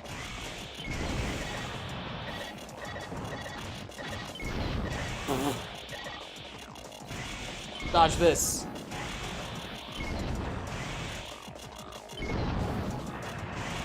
Okay, we might have to use the sword. Oh, he ran out. He did it. He did it. Wasn't the ring out thing on 4 answer? Oh, it might have been. I thought it was 4. Maybe it was. Several enemies just walked out. Yeah, he did it there. He did just walk out at 35. Really didn't like the missiles. I don't know why. They weren't even getting close to him. You can bait some of them into leaving the arena and losing because they start the fight by overboosting. Okay, we're getting to the point where, like, the pay for the arena is... I mean, it's like minimum wage at this point. It's not great, but it's enough that I can just get by. This is ridiculously expensive. I remember that much. Maybe... Actually, hold on, my arms, right? I haven't changed arms yet.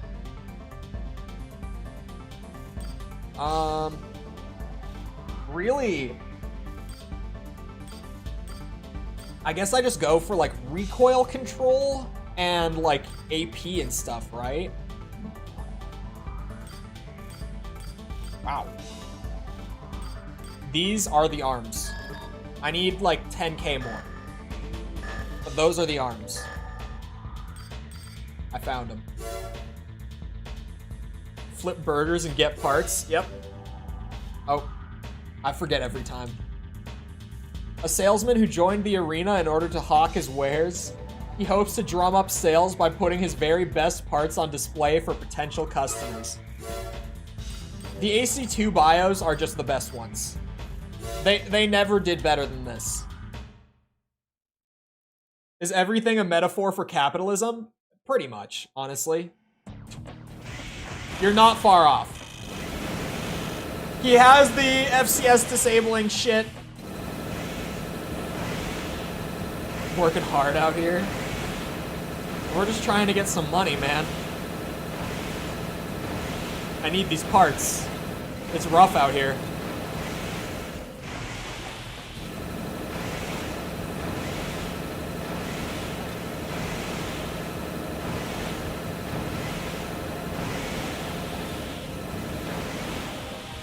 This guy's easy when he doesn't disable the FCS. Ah, shit. I had to say something.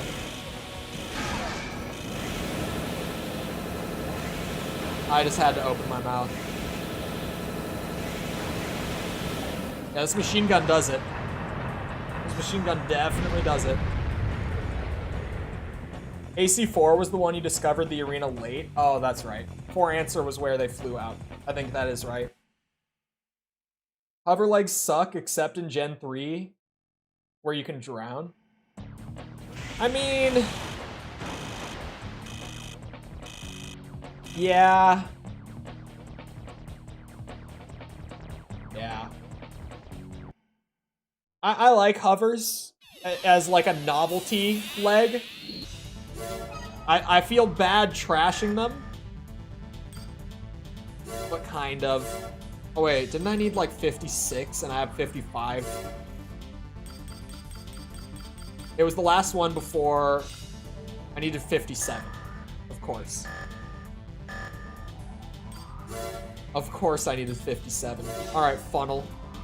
Every time, I forget. A raven who speaks of the restoration of Earth. He accepts donations from supporters, but it isn't known where the money goes. He does use expensive parts, though.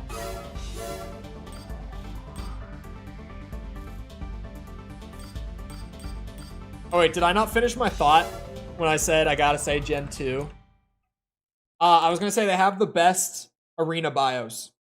If I didn't finish it. They never wrote funnier bios than these. Oh, okay, it's just... Why'd they put the enter key there, am I right? I thought maybe I didn't finish my thought. I was like, uh-oh. Ooh. Oh, he has the missile boat. No! That shit hurts. God, this generator booster combo? Kinda sweet. I'm not gonna lie. This works. This is basically, I think this just is infinite flight. Is it not? Like, how am I going to fall? I'm not going to. I have infinite flight already. I've done it. It was not hard. I can fly all I want. Not the best or worst, but it's unique. I really like the soundtrack in 2. Probably just because it is so... It's unique. I also... Groovy? Like, I could jam to this while playing the game. It's not like it's one that I would listen to on its own. But, like... It fits when you're playing the game. Where you use a mech to work on a farm by day, run a fast food restaurant by night, and get attacked by rival franchises with their own food-themed AC. No? It could work. One of the human plus traits doesn't carry over to another age. Does it not? That would be weird. I wonder if it's just like an oversight? Potentially? Like, or not an oversight, but maybe a bug even? It would be interesting. Honestly, I'll probably transfer save for another age. It would just be painful otherwise, I feel like. Alright. I think the frame parts are pretty good. Oh, the overweight tolerance. That's right. So the 100% bonus doesn't carry over. That's probably for the best. Did you see how Project Phantasma and Master of Arena went when I was able to just not worry about my weight whatsoever? The frame parts have come together, at least for now. I guess internals, like getting a better FCS would be nice. I probably want... Maybe this? Maybe a horizontal type would be good? I don't know. Would it be? Maybe just the better multi-type? Oh wait, it has a worse lock speed though. This has the same... Honestly, I don't know which FCS I went with a lot in this gen. My generator's good. Radiator, I don't need to upgrade, but like, might as well. That one seems pretty great across the board. It just kind of seems like the best one, literally in every metric other than weight. And I'm a heavyweight build, so I can carry it. That's probably going to be the Radiator. So I guess FCS and Radiator, and then I'll just worry about buying weapons and messing around with that. Horizontal's my way to go. Generally, horizontal is for me. Definitely. I think I'm just going to do a couple more arena matches. Actually, I could probably do a mission. I could fit a mission in. What are the eyes? What are the eyes? We've obtained information regarding a planned assault on Vilhul spaceport. The spaceport is the main hub for travel between Earth and Mars. One of our Earth government spaceships is scheduled to land at the spaceport. The attack is probably intended to prevent it from doing so. I mean... The assault team is of unknown origin, but it's assumed they were hired by one of the corporations. We must destroy anyone who attempts to disturb the peace on Mars. We want to hire you to protect the terminal from potential enemy attack. You will also be provided with a support team to assist you in this mission. It's very nice of You you. will be reimbursed, even if the planned assault does not occur. You have no reason to reject this offer, have you? No. Genuinely, if they paid me for nothing, that would be great. Horizontal isn't the word I would use, but I can see where out of context, I can see what might have happened there. Seems like everything here is normal. Let's go.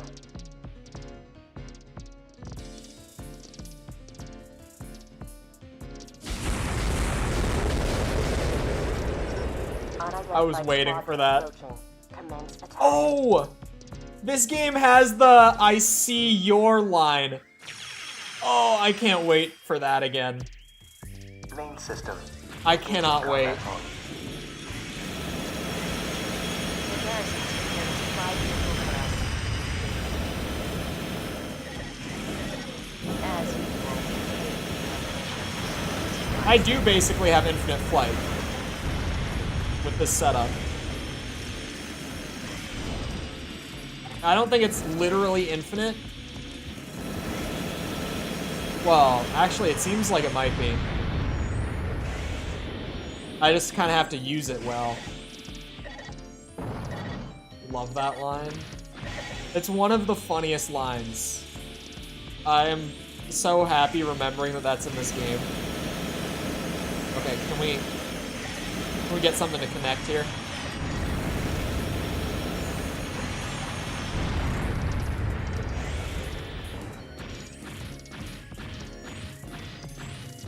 Anyone else? Oh, I see on the radar.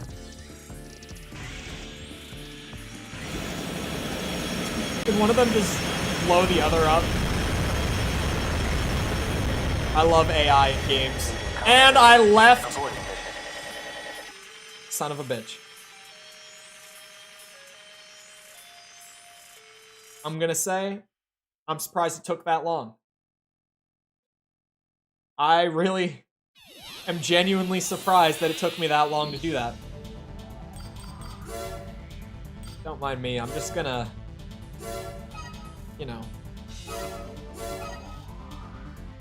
load it up. In the middle of my praising. Yeah, I was laughing about the AI being stupid, and then I just flew right out.